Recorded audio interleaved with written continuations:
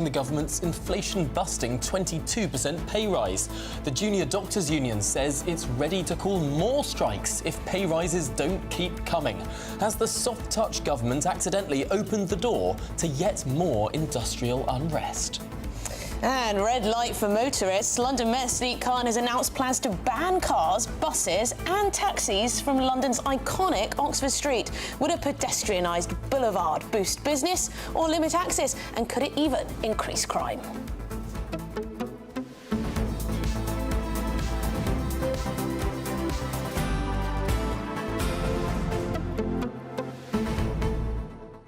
A jam-packed show today, and I want your views particularly on the decision of the wife of the Prime Minister, Lady Victoria Starmer, to wear incredibly expensive designer fashion clothes, flaunting them in front of the cameras this week. The week, of course, when her husband, the Prime Minister, has come under criticism, indeed she herself has, for these donations of clothes, of glasses, of dresses, of all the rest of it. And, of course, in the context of cutting back on provisions for pensioners. I just don't think it looks very good as a Labour government when you're taking away benefits from pensioners who have very little, who were very anxious this winter, and you're parading around this wardrobe that bizarrely was bought for you by some Labour donor, some millionaire donor, with money to flaunt. It's all very odd, it's all very bizarre, it's not going down very well. And then you have Keir Starmer suggesting that he'll continue to accept such gifts, just as long as he makes sure to note down exactly from who they came from and all of this. Is that really the point, whether he's filled in his forms correctly? Let's not forget this is a man with a pension so gold-plated it was actually legislated for in an Act of Parliament. This is a man who was, of course, for many years, one of the most senior lawyers in the country. He's not short of a bob or two. Indeed, as Prime Minister, he earns almost £170,000 a year. That's on top of all the savings that he has already, all of his previous jobs, his work as one of the most expensive lawyers in the country. I mean, my goodness me, why? Well, see, he's a self-proclaimed socialist. He's a self-proclaimed socialist. How can you be a self-proclaimed socialist and also accept lavish gifts from a random millionaire? Well, who also happens to be in the Lords, of course. More on that, of course, after your headlines with Sam Francis.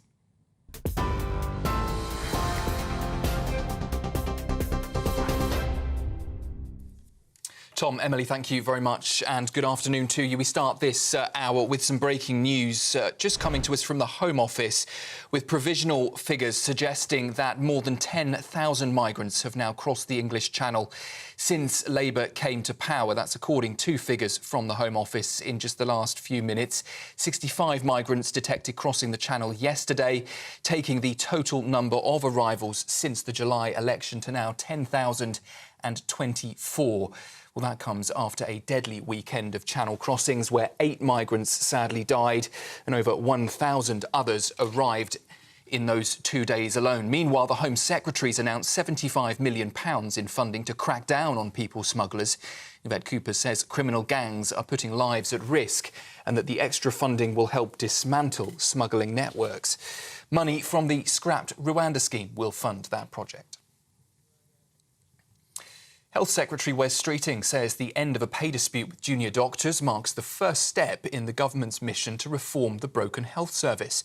Members of the British Medical Association have voted to accept the government's offer of a 22% pay rise over 2 years. However, the Conservatives are warning the government not to set a precedent by awarding striking workers with what they've described as bumper pay rises.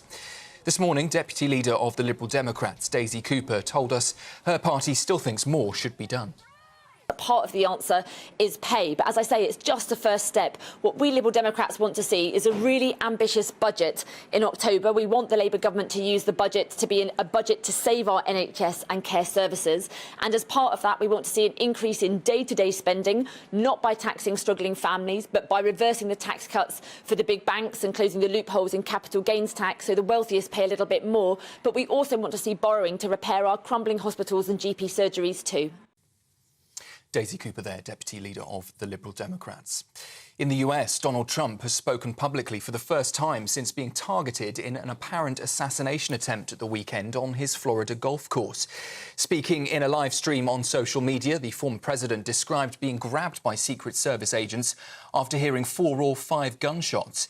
58-year-old Ryan Wesley Ruth is facing federal gun charges after a Secret Service agent spotted his rifle poking through the bushes on the perimeter of that golf course.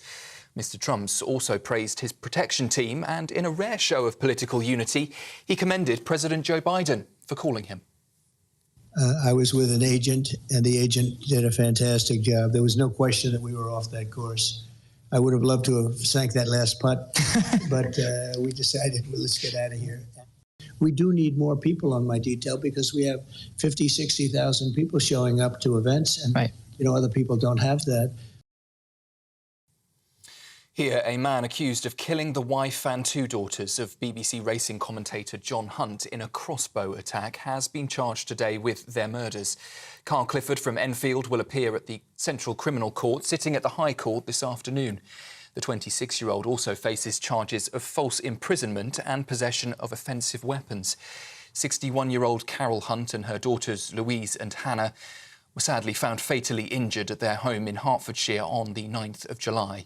John Hunt and his surviving daughter Amy have said their devastation cannot be put into words.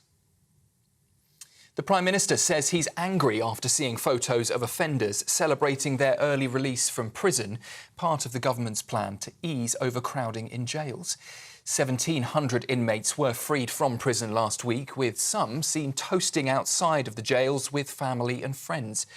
The Prime Minister, Sir Keir Starmer, blames Rishi Sunak and accuses the Conservative government, the former government that is, of delaying action until after the general election, leaving Sir Keir Starmer to deal with the crisis. He says overcrowding forced him to make a choice between releasing prisoners or stopping further arrests. The Liberal Democrats say the trust placed in them by voters must be repaid in full after the party secured 72 seats in this year's July general election. Sir Ed Davey is set to pledge to finish the job of defeating the Conservatives in his keynote speech at the party's conference later. If you're watching on television, that, of course, is not Sir Ed Davey on stage, but we will bring it to you live as soon as he takes to the stage. Health and social care will be at the front and centre of that speech, with the Lib Dem leader vowing to focus on fixing the NHS despite years of what he calls Tory mismanagement. He's also expected to accuse the Conservative leadership race of scraping the bottom of the barrel and of being out of touch with real people. Meta has banned Russian state media from its platforms for what it's described as deceptive online operations. The ban covers Facebook and Instagram, WhatsApp and Threads, with enforcement rolling out over the next few days. The social media giant said the move marks an escalation from previous actions where the platforms limited the reach of Russian outlets and blocked some ads. And finally, look up at London's skies and you may see some drones soon whizzing overhead, flying blood samples between some London hospitals. The project, starting this autumn, will cut transport times from 30 minutes down to just 2, speeding up critical blood tests for surgery patients. It's the first initiative of its kind in London, regulated by the Civil Aviation Authority, and could pave the way for future NHS drone deliveries. Experts say they hope it will transform healthcare logistics across the capital. Those are the latest GB News headlines. For now, I'll be back with you in half an hour. For the very latest GB News direct to your smartphone, sign up to News Alerts by scanning the QR code or go to gbnews.com/alerts.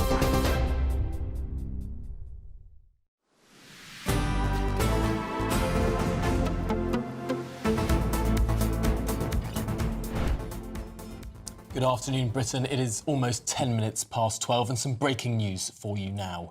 More than 10,000 illegal migrants have crossed the Channel in small boats since the new government took office. Yes, 65 people came across in 2 small boats just yesterday, taking the total now since Labour took office to 10,024 people. Well, we're joined by our Home and Security editor, Mark White. Mark, this is a stark milestone. Yes, it is. 23,500 for the year so far. That is less than 6,000 now, away from the total for the entire year last year. I think it's inevitable that we are going to pass that milestone as well within the next 2 to 3 months, certainly before the end of the year.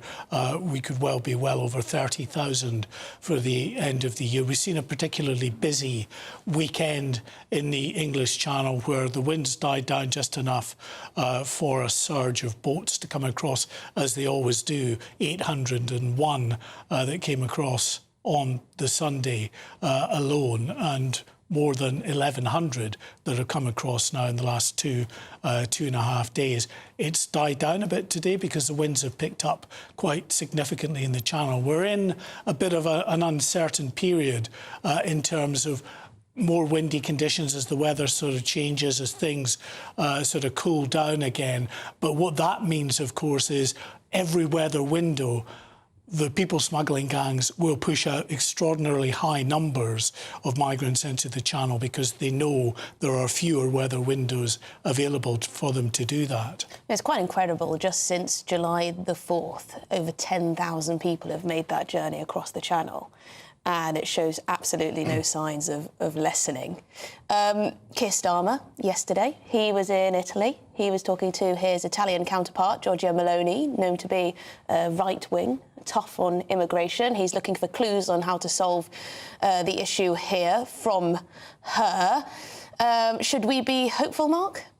Well, it's interesting that, you know, he has expressed an interest in what Italy is doing in Albania. Particularly interesting because, of course, Labour immediately scrapped the Rwanda scheme, which would have seen the processing of those asylum seekers coming across the English Channel in Rwanda. And it wasn't just issues around Rwanda. The Labour in opposition were saying that we, as a nation, should not be offloading our asylum seekers to another country. Well, if you were to pursue what Italy are doing in Albania, you're doing exactly that. But Labour's policy is focused, for the moment at least, on trying to double down on this effort to smash the gangs. But you're right, Emily, it's shown absolutely no signs of slowing down at all.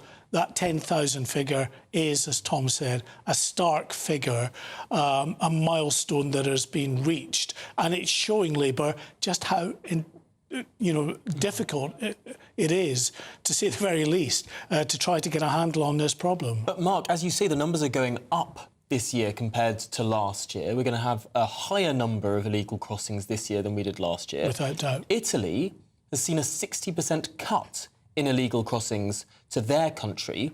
Now, in part, it might have been the threat of the Albania issue, which hasn't yet been fully implemented. But it might also be the very controversial policy that the government put forward about saving people at sea. They put in incredibly stringent regulations with regard to charities and lifeboats, saying they could only make one trip a day each, and they had to register with Italian authorities, made it much harder, in effect, to rescue people at sea. That came under huge criticism from the UN, from charity groups, from human rights lawyers, from refugee agencies, all the rest of it. And yet, perhaps, that has been the deadly deterrent that Giorgia Meloni has pursued. Do you think that Keir Starmer, standing next to her, would have been thinking that that was in any way something he would pursue? Well, it's difficult for him to pursue that kind of policy in the English Channel, where it's a much shorter stretch of water, where you have effectively French water immediately, then you're into UK waters. The turn-back options are a bit more limited. You've got a neighbour that we're on very friendly terms with.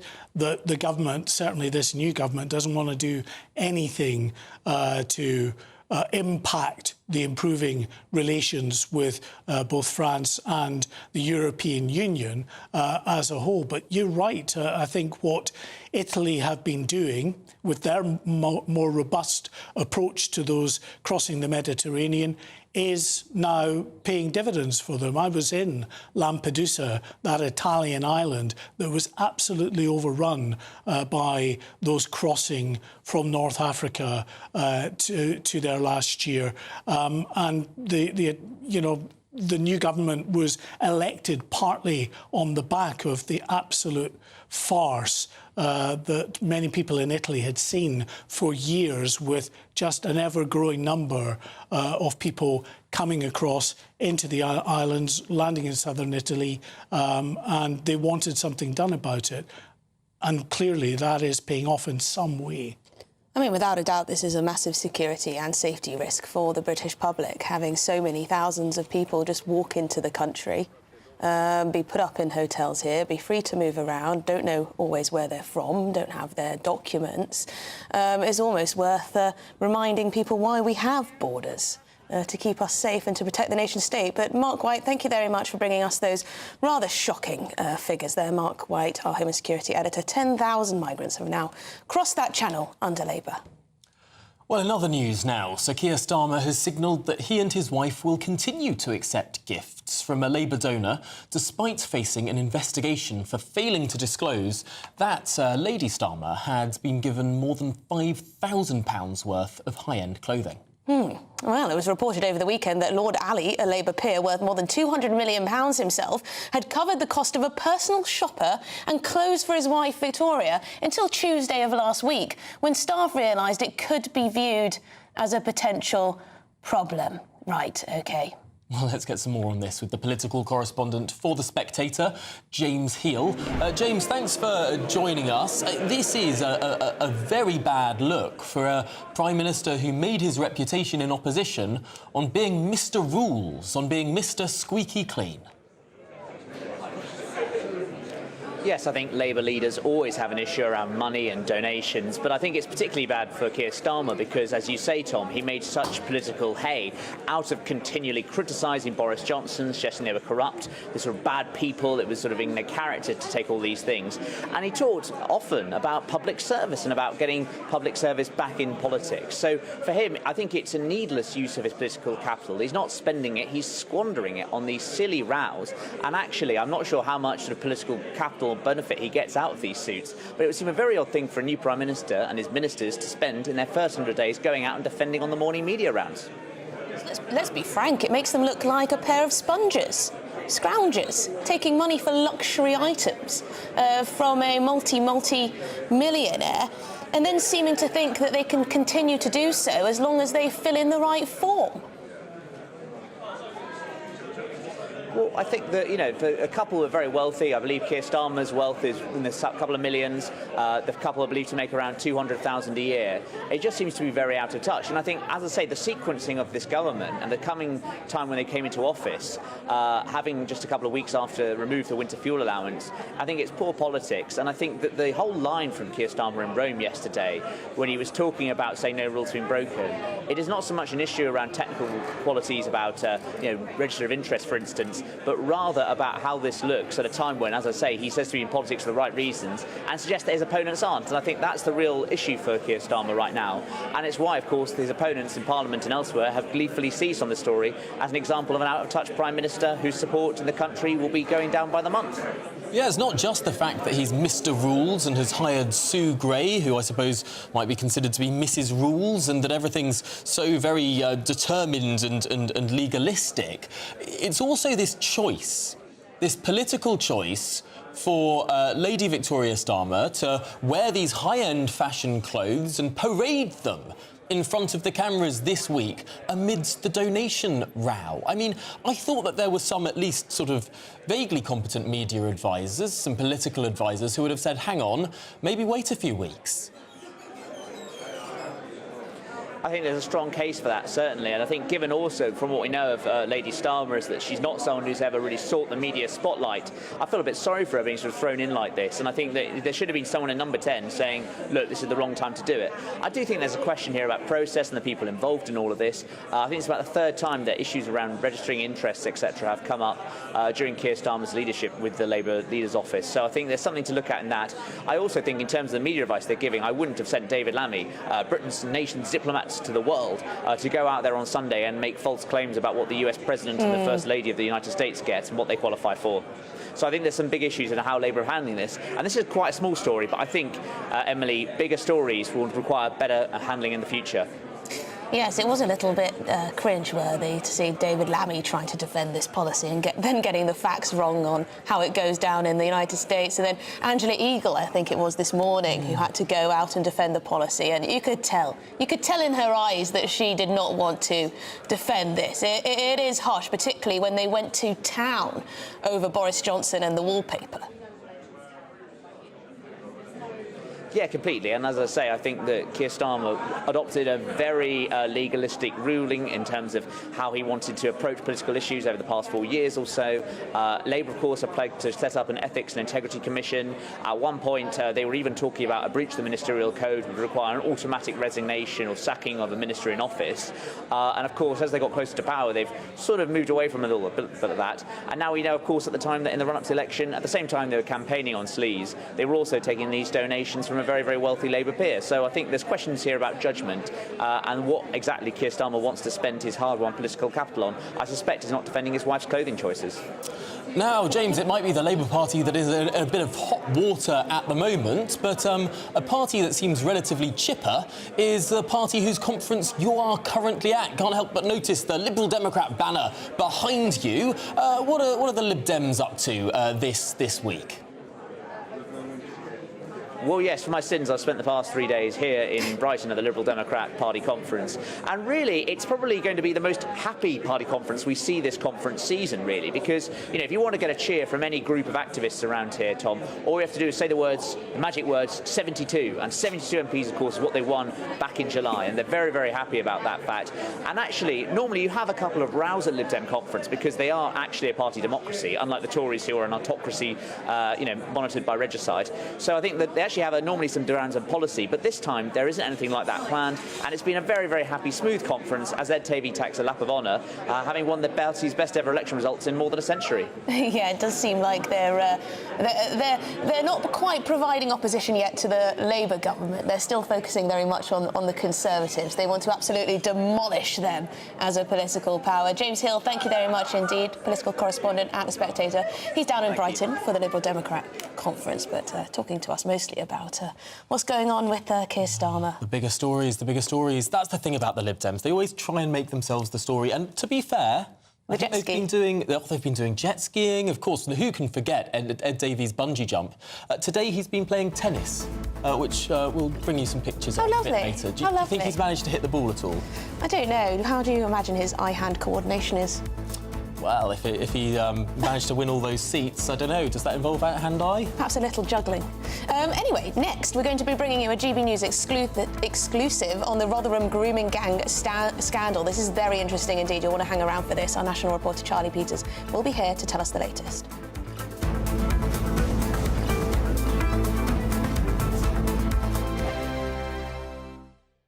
This is GB News, Britain's news channel. This Bank Holiday Monday will be celebrating National Dog Day by uncovering how many pet owners would rather spend the bank holiday with their pet over their partner. In fact, new research has uncovered the 5 key personas that make up Generation Pet. That's a new wave of post-pandemic pet owners, with 58% saying they worry about their pet being diagnosed with a serious illness.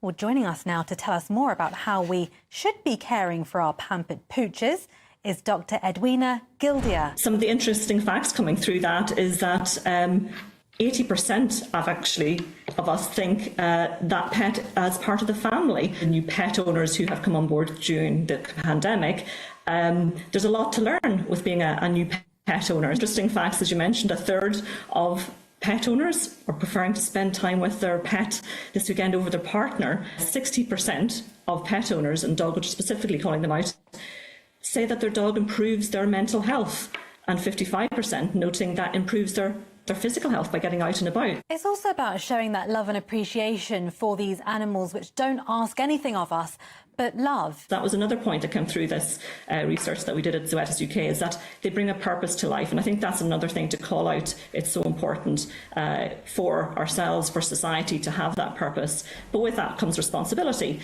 And that's ensuring that we do support their health, and we know how to do that as well. If you'd rather spend your bank holiday with your dog than your partner, maybe we've got too much of an over-reliance on our pets? I think it depends on what way you look at it. For some people, it may be a connection. I think it's a positive thing that we have, and we should celebrate it. GB News, the People's Channel. If you want your news to be straight talking... This is a nightmare for the Conservatives again. Down to earth. It's not just Nottingham where this is happening, is it? And most importantly, honest. Hard-working, middle-class taxpayers, they'll get their book thrown at them. Then catch me, Martin Daubney, Monday to Friday, 3 till 6 p.m. on GB News, Britain's news channel. I'm Christopher Hope. From pop stars to politicians, I'll interview anybody in a pub who's got a political opinion. Join me every Friday on Spotify, Apple Podcasts, YouTube or gbnews.com, or wherever you get your podcasts. This is GB News, the People's Channel.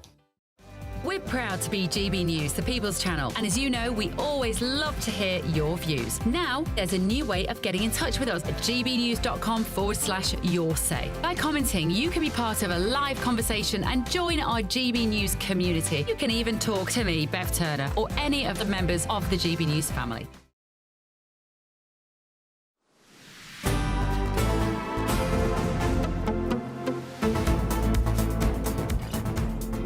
Good afternoon, Britain. It's 26 minutes past midday. Now, a Rotherham sexual exploitation survivor was ordered to remove a demand for her abuser to be deported. GB News can reveal. Yes, so the woman gave a very moving statement in Sheffield Crown Court last week, 20 years after she was groomed and abused from the age of 11 by the Pakistani heritage men. But the judge made her remove any reference to deporting the offenders from her victim statement. Well, joining us in the studio is, for his own exclusive story, our national reporter, Charlie Peters. Charlie, a lot of people will hear this and just think, what on earth? Well, just before she gave that victim impact statement in Sheffield Crown Court on Thursday as part of the pre-sentencing submissions, I overheard the CPS barrister discussing with the judge about what was going to happen. She was going to deliver this statement in person in the witness box next to the judge. I overheard the barrister saying to the judge, whatever happens with these offenders, whether or not they're allowed to remain in the country, is for the Home Office, e.g. it's not relevant to this process now.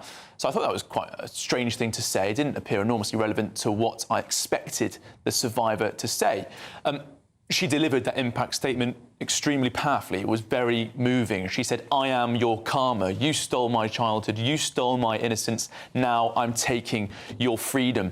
Of the 7 defendants in the dock, 5 of those defendants sent down were those who had perpetrated abuse against her from the age of 11 to 16. By the time she'd reached the age of 16, she'd been abused by over 100... 5 of them. But across the country, she'd been abused by over 150 men. She'd been trafficked around the country.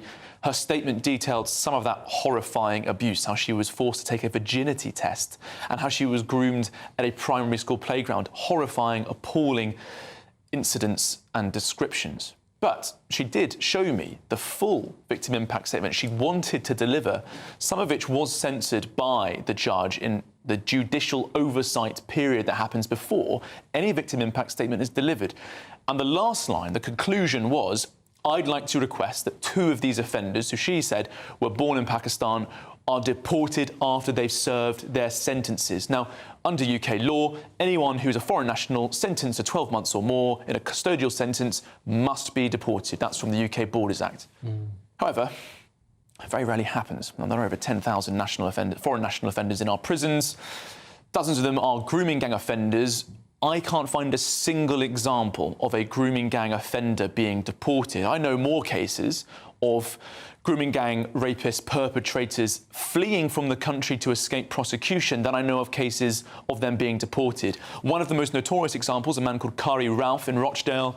He got 6 years about a decade ago. He still remains in the country despite having his British nationality stripped by the then Home Secretary Theresa May. So this consistent issue remains, but when this survivor wanted to raise it for herself, having been ignored for decades, finally she had the chance to put her feelings forward to those defendants, to those abusers. She was told, don't say that. And to be clear, she was not asking for anything that was out of the ordinary. She was asking for the law to be followed and for that process to take place. It seems extraordinary that this was requested. Charlie, I want to read to you something that the leading candidate to become the next leader of the opposition has written about your work today on Twitter. He said foreign sex abusers who came here and joined grooming gangs to exploit young girls should obviously be deported. The victims will not be silenced.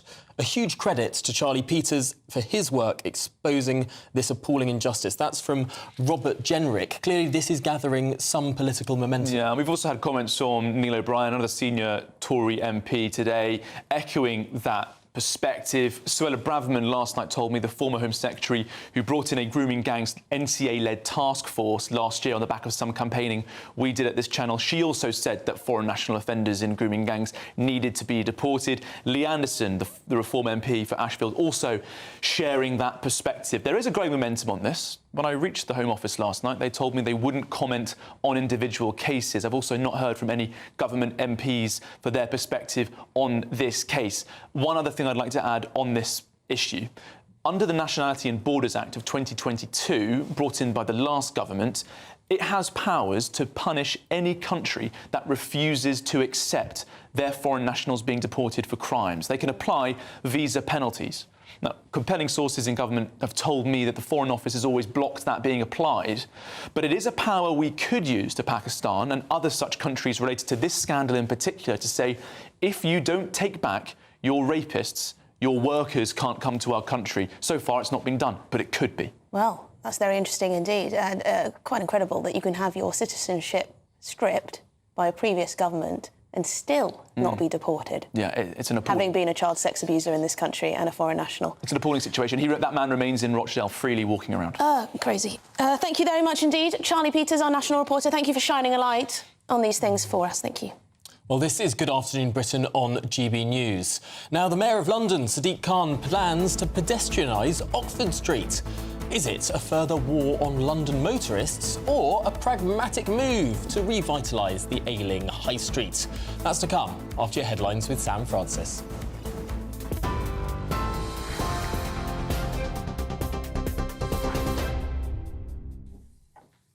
Very good afternoon to you. It's just after 12:30. The top story from the newsroom this hour. The government says it is tackling small boat crossings on all fronts, following news that 10,000 people have now crossed the Channel in small boats since Labour came to power in July.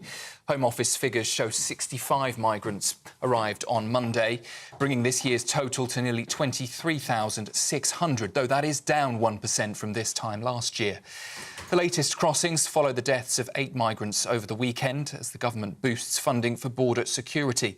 Home Secretary Yvette Cooper announced £75 million for more officers, cameras and technology to combat people smuggling. Prime Minister Sir Keir Starmer says he's also looking at Italy's immigration policies for possible solutions. BBC boss Tim Davie has said he can't see Hugh Edwards ever returning to the corporation after the disgraced presenter admitted to accessing indecent images of children. Speaking today at the Royal Television Society conference, Davie called the former newsreader's actions appalling crimes that have damaged the BBC's reputation. He confirmed Edwards had continued to receive £200,000 in salary until former charges were made, but the BBC is now seeking to reclaim that money. He also says the victims' families remain the corporation's top priority. The Health Secretary, Wes Streeting, has said the end of a pay dispute with junior doctors in England marks the first step in the government's mission to reform the broken health service. Members of the British Medical Association have voted to accept the government's offer of a 22% pay rise over 2 years. However, the Conservatives are warning the government not to set a precedent by awarding striking workers with what they've described as bumper pay rises. In the US, Donald Trump has spoken publicly for the first time since being targeted in an apparent assassination attempt on his golf course in Florida. Speaking in a live stream overnight on social media, the former president described being grabbed by Secret Service agents after hearing 4 or 5 gunshots ring out. 58-year-old Ryan Wesley Ruth is now facing federal gun charges after a Secret Service agent spotted his rifle poking through the bushes on the outskirts of that golf course. Mr. Trump's also praised his protection team, and in a rare show of political unity, he commended President Joe Biden for giving him a call. And the Liberal Democrats say the trust placed in them by voters at the general election must be repaid in full after the party secured 72 seats in July. Sir Ed Davey will pledge to finish the job of defeating the Conservatives in his keynote speech at the party's conference later this afternoon, with health and social care at the front and centre of that speech, with the Lib Dem leader vowing to focus on fixing the NHS despite years of what he calls Tory mismanagement. He's also expected to accuse the Conservative leadership race of scraping the bottom of the barrel and being out of touch with real people. Those are the latest headlines for now. I will be back with you at 1 o'clock for a full roundup. For the very latest GB News direct to your smartphone, sign up to News Alerts by scanning the QR code or go to gbnews.com/alerts.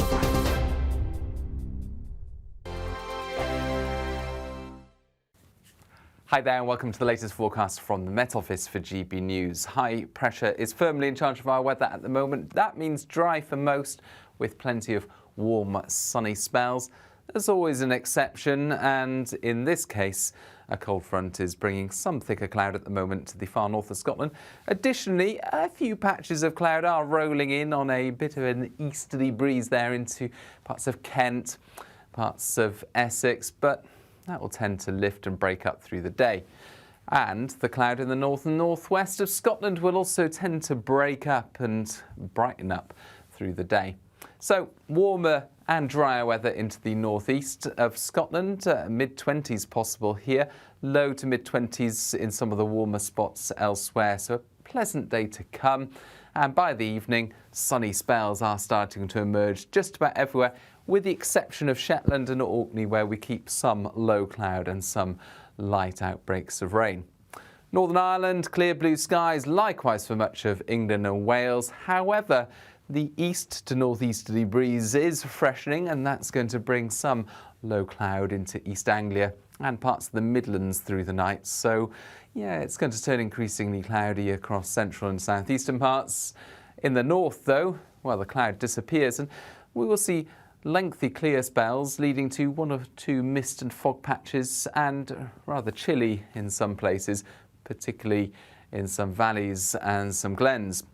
But we start off Wednesday with plenty of dry weather at least. There'll be some cloud across East Wales into the Midlands, central and southern England, but that will tend to fizzle away and retreat back to the coast, where it could remain through much of the day. Otherwise, blue skies by the afternoon across the country, and once again highs into the low to mid-20s. The latest GB News travel.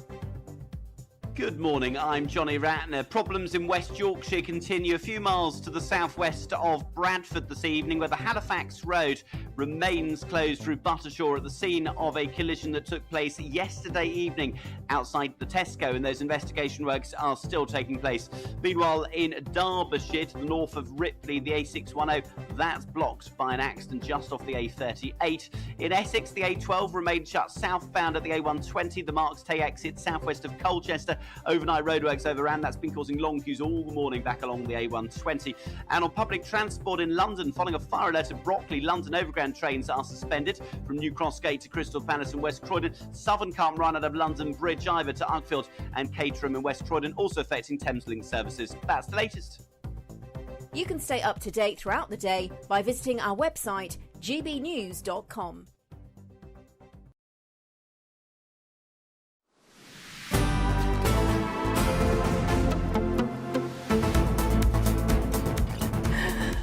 Good afternoon, Britain. It is 39 minutes past midday. Now, the Mayor of London is set to announce plans to transform Oxford Street by pedestrianising it. Yes, Sadiq Khan sees this as a necessary step to increase visitor numbers, create new jobs and boost growth in London. He says he wants Oxford Street to once again become the leading retail destination of the world. But there are those who are not happy about it. Many local residents worry about the traffic that may be caused in streets adjacent to it. Absolutely, yes, they do worry about that, including yours truly here. But I could be convinced. Joining us now is Director of Research and Education at the Adam Smith Institute, Maxwell Marlowe. Maxwell, I imagine you're very much for this. You want to see growth, you want to see businesses doing well. But what about disabled people? Will bikes be allowed to go down there? Because there's a huge problem of bags being grabbed out of people's hands and phones and the like. And won't this just cause congestion everywhere else around Oxford Street? I mean, it's a very busy hub for transport. Well, it is the busiest street in Europe. We see 500,000 visitors a day. We see 51 million tube journeys a year. So it is literally one of the busiest places in Europe. Now, we don't know if they're going to allow bikes down there. And I'm just as worried as you are, Emily, about the phone snatching and the crime. However, I think that the economic case is really very strong. There's quite a good bit of academic research out there that shows that after studying a number of these pedestrianised zones, whether that's Las Ramblas in Barcelona, whether that's looking at Montreal or Dublin, we see about a 30% growth in retail trade in those areas. And, you know, as a local resident, I'm sure you know a lot of the shops down Oxford Street are not so good, those American candy stores. If we have more competition and more people going, we'll see more competition for those shops, and we'll probably push out those dreadful stores and see some really nice shops there instead. So I think this is a really it's a pro-Londoner thing to do, and I'm happy to applaud Sadiq Khan on this one. Yeah, I have to say that I try and avoid Oxford Street like the plague. I think most Londoners do these days. It's impossible to walk anywhere. Particularly on Saturday. It's just so full so much of the time. You're often pushed out into the road, even if you're not going there deliberately. Of course, Sadiq Khan got elected. Pushed out into the road. Don't be ridiculous. Well, if you can't walk down the road, you either stay still or you're pushed into the road. You're more likely to be pushed out into the road by a cyclist on an e-bike driving through like an absolute yobbo. Why do you think it's more likely that a cyclist will drive on a road that's not pedestrianised than on one that is? I just feel like if it's all pedestrianised, it might be a free-for-all for the bicycles as well as the pedestrians. If there's people all across the road, I think the bikes will have a harder time going quickly. The bikes will have to go slower if there are bikes at all. Hopefully, if this does happen, although there might be some pushback from the council and things like that. Well, this is the thing, Maxwell. Sadiq Khan promised to do this in 2016. He promised to do this in 2017. He promised to do this in 2021. He promised to do this in 2025. I mean, is this just another promise, or is that actually going to happen? Well, let's hope it does. I mean, previously, the council in charge, Westminster Council, was run by the Tories, who were against it. And now there's a Labour council in charge of Westminster, and I think they'll push for it. Let's not forget, Tom and Emily, the Mound, right at the end of Oxford Street, which was there to increase tourism, and it was a total catastrophe. Oh, yeah. So hopefully this is a more sensible thing that will happen. Oh, gosh, the Mound. Yes, that was just a lump of grassy hill, wasn't it? Mainly. And you had to pay 20 quid or something to walk up it. Disastrous. But the process by which this is happening is a central government sort of planning order to make the Oxford Street the purview of the mayor rather than the purview of Westminster Council. Because despite the change in composition of Westminster Council, the switch from Tory to Labour, it appears the council is still resisting. Well, they are being pressured quite a lot by, for example, the cab union, and also another group of stakeholders who are really quite against this. And Emily's right to raise those concerns, but local businesses in the area are really, really in favour of this, and some of the think tanks are as well, to be honest. What about disabled people, though? The CPSs as well. What about disabled people? Because they're often neglected when we talk about cycle lanes and other infrastructure. You're absolutely right, Emily. What about disabled people? How are they supposed to get around? Are they just supposed to wheel themselves down from one side of Oxford Street to the next? I mean, that could be exhausting, if not impossible. Creative thinking by the mayor. I think it's going to be really creative thinking by the mayor, and this should be in the consultation that he'll probably hold. on this one. I think that is of great concern and something that we need to be thinking about. But we also can't forget that there are areas that are pedestrianised in London anyway. So Aldwych and the Strand, pedestrianised, it's really beautiful. And so is South Moulton Street, which is just off Oxford Circus.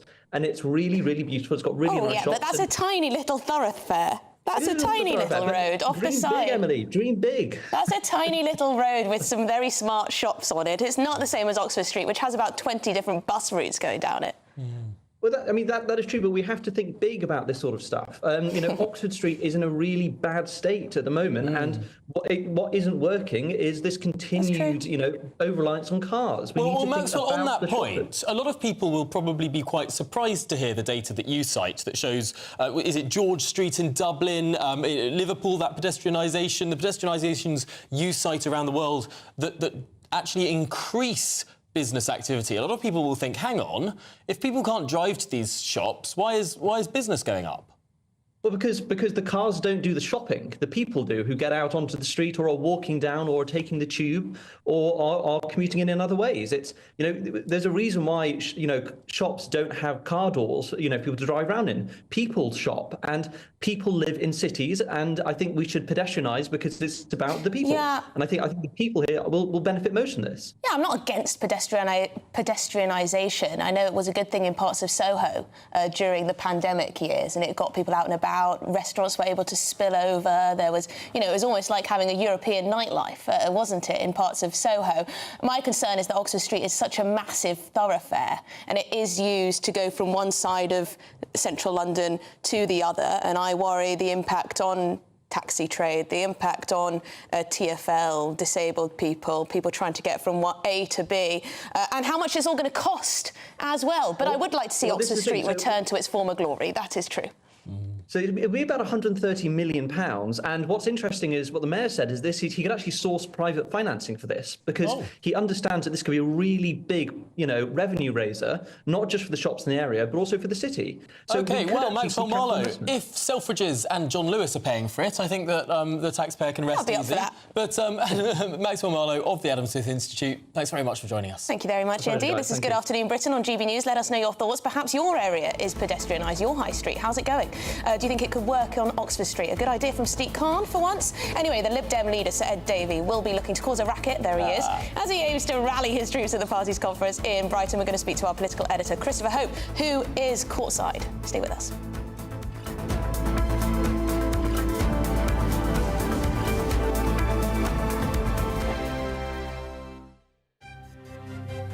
GB News Breakfast, every day from 6 a.m. And feelings of stress and anxiety tend to be quite normal for a lot of kids. And if it's normal for the kids, then it affects the parents as well. Well, it seems that our canine friends could be the cure after new research by the University of Bristol found that dogs are incredibly sensitive to their owners' emotions. OK, how do we cheat into this? How can your doggy help your family handle stress during this time of the year? Let's go to the Director of Canine Affairs at Guide Dogs UK, Tim Stafford.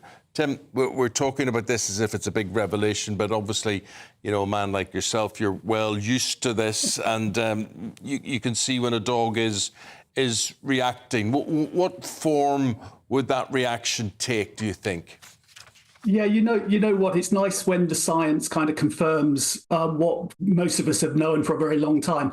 Our dogs become members of our family and they come very, very close to us.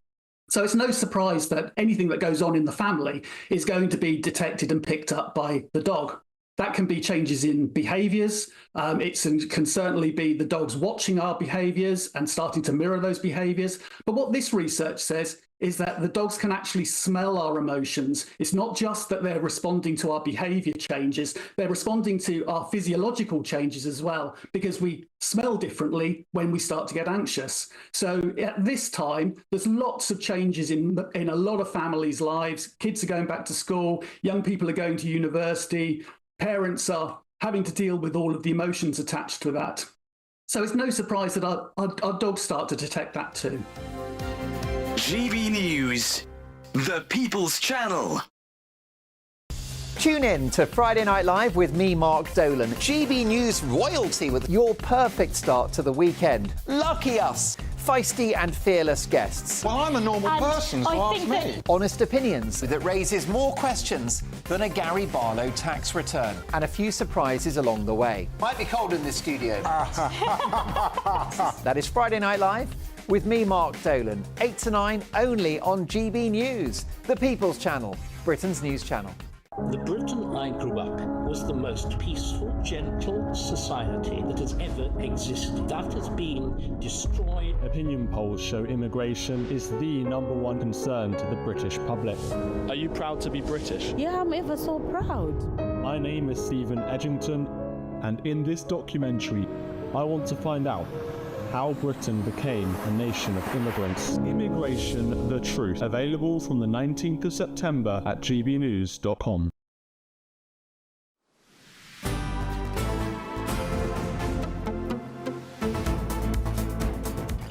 Welcome back. It is now 12:50. You're watching and listening to Good Afternoon Britain. Now, the Foreign Secretary David Lammy has warned that the threat of climate change is more fundamental to Britain than the threat of terrorism or indeed imperialist autocrats. Well, addressing a press conference in West London, Lammy told reporters the crisis is not some discrete policy area divorced from geopolitics or insecurity. OK, well, our political correspondent Catherine Forster was there for us. Catherine, tell us, I was expecting to hear from Ed Miliband when it came to climate change, but no, David Lammy very much making this a foreign policy issue. Yes, welcome to the Temperate House in Kew Gardens, where the Foreign Secretary has made his first set-piece speech in the role, and he's chosen to make it on climate change and nature. Now, he says that many people see this as some sort of separate and a bit niche issue, but he said that it is actually the central geopolitical challenge of our age, and it also offers, he says, an unparalleled economic opportunity. Now, in terms of climate change, he's saying basically what the consequences of inaction are, and he's talking about forecasts which say already that potentially up to 200 million people could be forced to leave their homes as the world gets hotter. Those people will be on the move. Many of them will be coming to North America, to Northern Europe. So this is something that matters very directly for us in the United Kingdom, even if we're not like Africa at the very, very forefront of the effects that climate change is going to bring. So he's talked about 3 specific things that he wants to do. First one, he says he wants to build a global green power alliance. Then he says he wants to unlock much, much more climate and nature finance. Easier said than done, of course. And thirdly, wants to reverse decline in biodiversity. So some really, really huge goals, but also stressing the economic opportunities. He took plenty of pots at the previous government as well. He said that they were fossil fuel government in a renewable age, and that they had been climate change dinosaurs, that they'd made net zero a battleground for political gain. So it's very clear this government wants to make climate change and tackling climate change absolutely central to its agenda. Of course, there's not much money floating around. These things do take money. For instance, how we get to clean power by 2030 without vast amounts of spending remains to be seen. Well, Catherine Forster, thank you very much for being there at Kew Gardens for us for David Lammy's first press conference as Foreign Secretary. If you get a chance, go to the pagoda. Recently restored, very, very beautiful. Yes, Tom was telling me I went the other week, it was marvellous. About your trip to Kew Gardens. Very nice place in the world. Also, Queen Charlotte's Cottage. It's free to go to, it's brilliant. May I also say a big thank you for supporting Patrick Christie's fundraiser last night. I was watching the numbers tick up. This is for Save Our Seniors, for Friends of the Elderly charity. £90,000 already. Incredible. It was only launched last night. I was watching it tick up. I was absolutely amazed by the generosity. Some of you pensioners as well just giving £5 or £10, a small amount. So please do head to the Just Giving page if you are interested in supporting that cause. There'll be more on that. Yes, links available on social media. Lots more to come on our programme, though, not least a potential second junior doctors' strike. What's that about? More after this. A brighter outlook with Box Solar, sponsors of weather on GB News.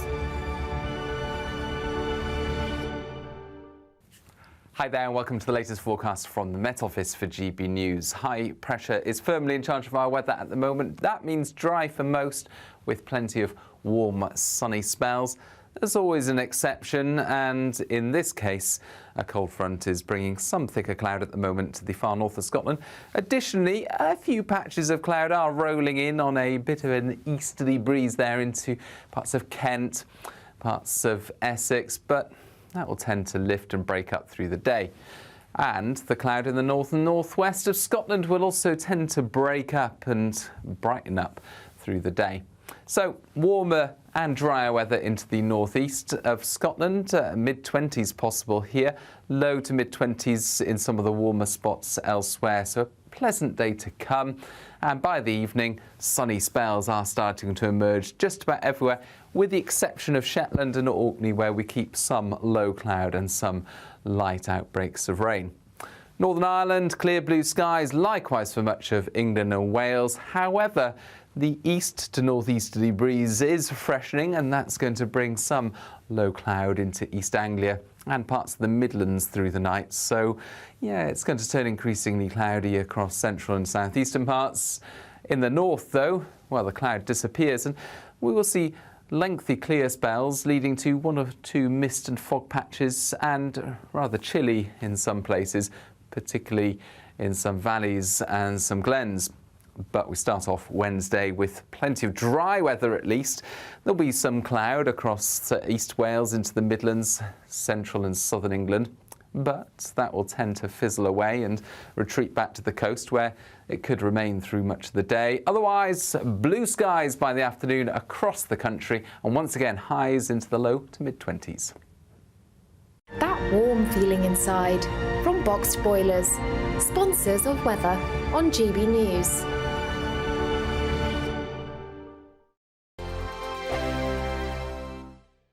You could be the next Great British Giveaway winner with a whopping £36,000 in tax-free cash in your bank account. Imagine getting the winning phone call for that.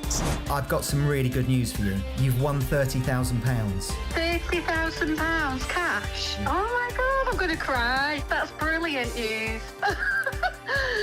For another chance to win £36,000 in tax-free cash, text CASH to 63232. One entry costs £2 plus one standard network rate message, or text BONUS to 63232. 5 entries cost £5 plus one standard network rate message. You can enter online at gbnews.com/win. Entries cost £2, or post your name and number to GB08, PO Box 8690, Derby DE1 9TT. UK only. Entrance must be 18 or over. Lines close at 5 p.m. on the 25th of October. Please check the closing time if listening or watching on demand. Good luck. This is GB News, Britain's news channel. Would you have Harry back with open arms? And this is Ian. Hi, Ian. Harry is unfortunately not well. He's an emotional wreck. Ian, you actually took the words out of my mouth. I remember when I was younger, queuing up for hours for West Ham tickets. I'm that sad.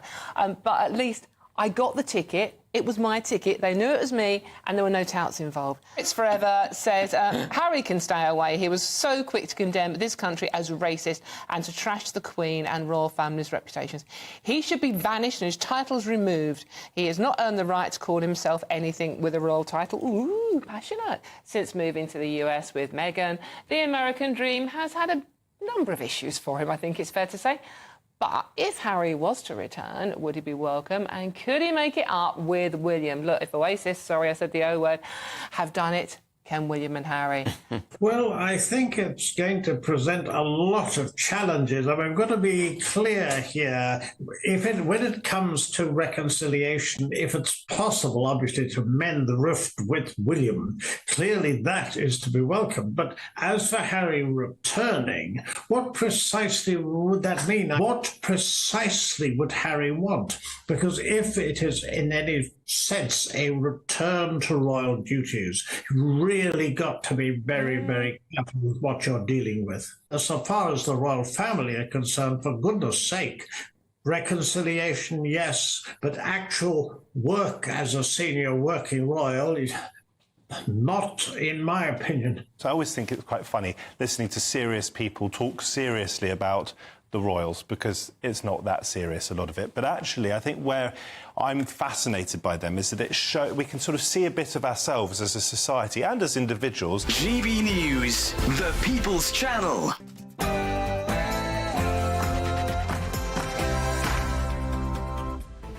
Good afternoon, Britain. It's 1 o'clock on Tuesday, the 17th of September. I'm Emily Carver. And I'm Tom Harwood. Backlash. Yesterday's light sentencing of Hugh Edwards ensures that the former BBC Star presenter avoids any prison time and will continue to have unfettered access to the internet. Child safety campaigners are appalled. Fashion faux pas. Lady Victoria Starmer has been pictured flaunting thousands of pounds worth of designer, fashion and luxury clothing amidst the Glasses for Passes donations row. Undeterred, Keir Starmer says he'll continue to accept lavish gifts from donor Lord Ali. Right, OK, and never enough. Doctors threaten to strike again, despite accepting the government's inflation-busting 22% pay rise. The Junior Doctors Union says it is ready to call more strikes if the pay rises don't keep coming. Has the soft-touch government accidentally opened the door to more industrial unrest? Red light for motorists. London Mayor Sadiq Khan has announced plans to ban cars, buses and even taxis from London's iconic Oxford Street. Would a pedestrianised boulevard boost business or limit access?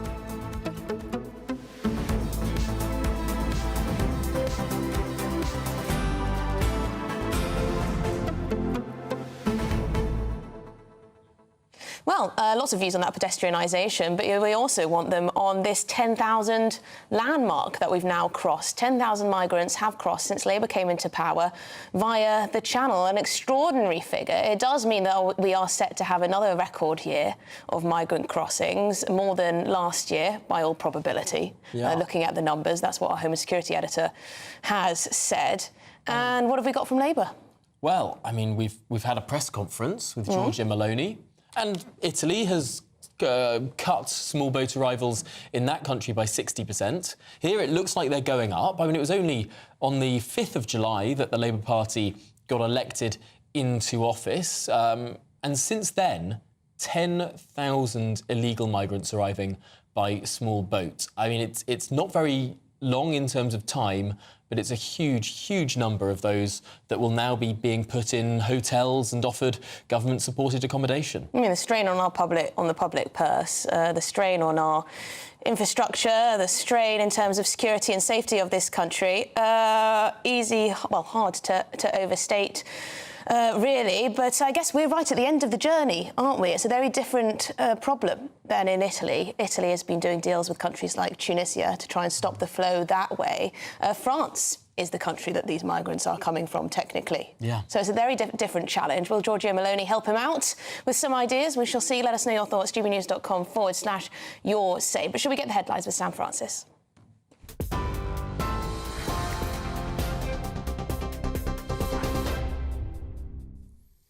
Tom, Emily, thank you and good afternoon to you. It's just after 1 o'clock. The top story this lunchtime, more than 10,000 migrants have now crossed the English Channel since Labour came to power, according to figures from the Home Office. 65 migrants were detected crossing the Channel just yesterday, taking the total number of arrivals since the July election to now 10,024. Well, it comes after a deadly weekend of Channel crossings where 8 migrants died and over 1,000 others arrived. Meanwhile, the Home Secretary has announced £75 million in funding to crack down on people smugglers.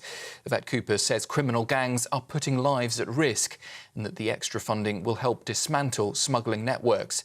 Money from the scrapped Rwanda scheme will fund that project.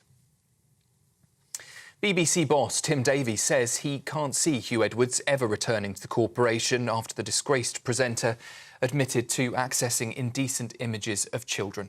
Speaking at the Royal Television Society conference, Davies called the former newsreader's actions appalling crimes that have damaged the BBC's reputation. He confirmed Edwards did continue to receive £200,000 in salary until formal charges were made, but the BBC is now seeking to reclaim that money. He also says the victims' families remain the corporation's top priority.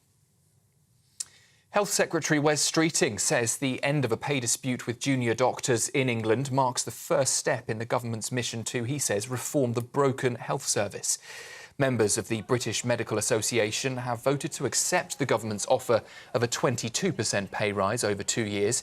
However, the Conservatives are warning the government not to set a precedent by awarding striking workers what they're describing as bumper pay rises. This morning, Deputy Leader of the Liberal Democrats, Daisy Cooper, told us her party still thinks more should be done. Part of the answer is pay, but as I say, it's just a first step. What we Liberal Democrats want to see is a really ambitious budget in October. We want the Labour government to use the budget to be a budget to save our NHS and care services. And as part of that, we want to see an increase in day-to-day spending, not by taxing struggling families, but by reversing the tax cuts for the big banks and closing the loopholes in capital gains tax so the wealthiest pay a little bit more. But we also want to see borrowing to repair our crumbling hospitals and GP surgeries too. Daisy Cooper there, the Deputy Leader of the Liberal Democrats. Well, in other news, a corrupt ex-police officer has been jailed for 40 months after using the bank details of deceased people to buy hundreds of pounds worth of electronics online.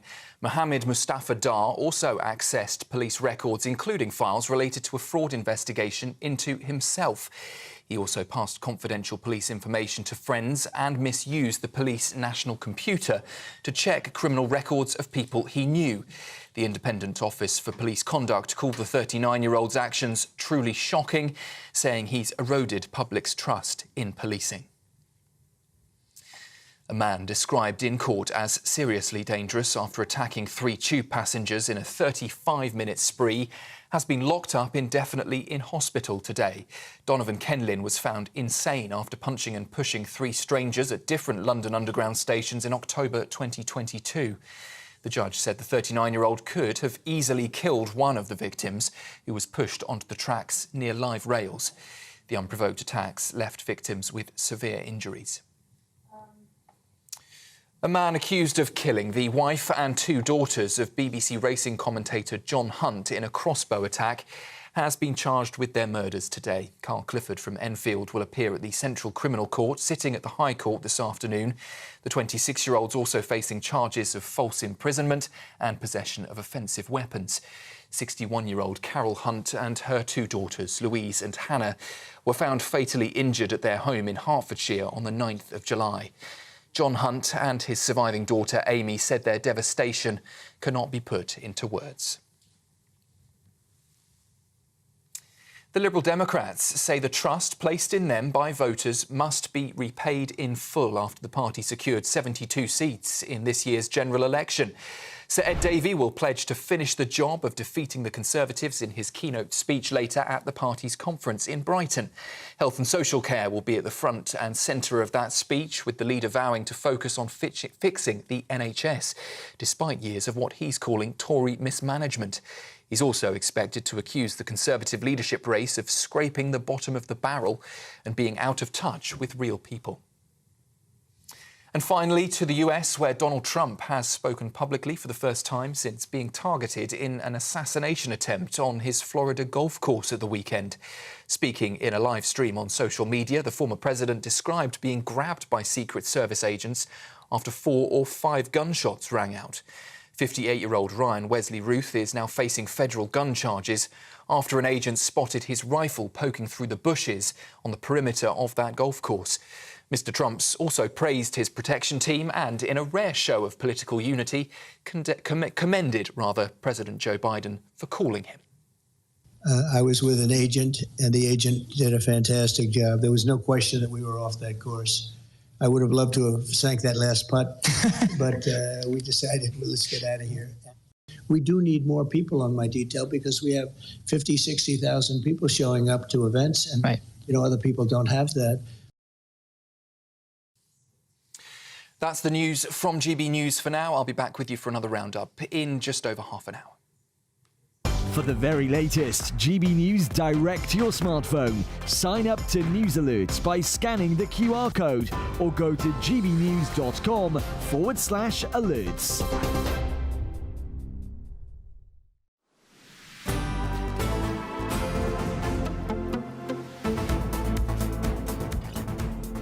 Good afternoon, Britain. It's 9 minutes past 1. Now, junior doctors are warning the government that they will strike if they need to.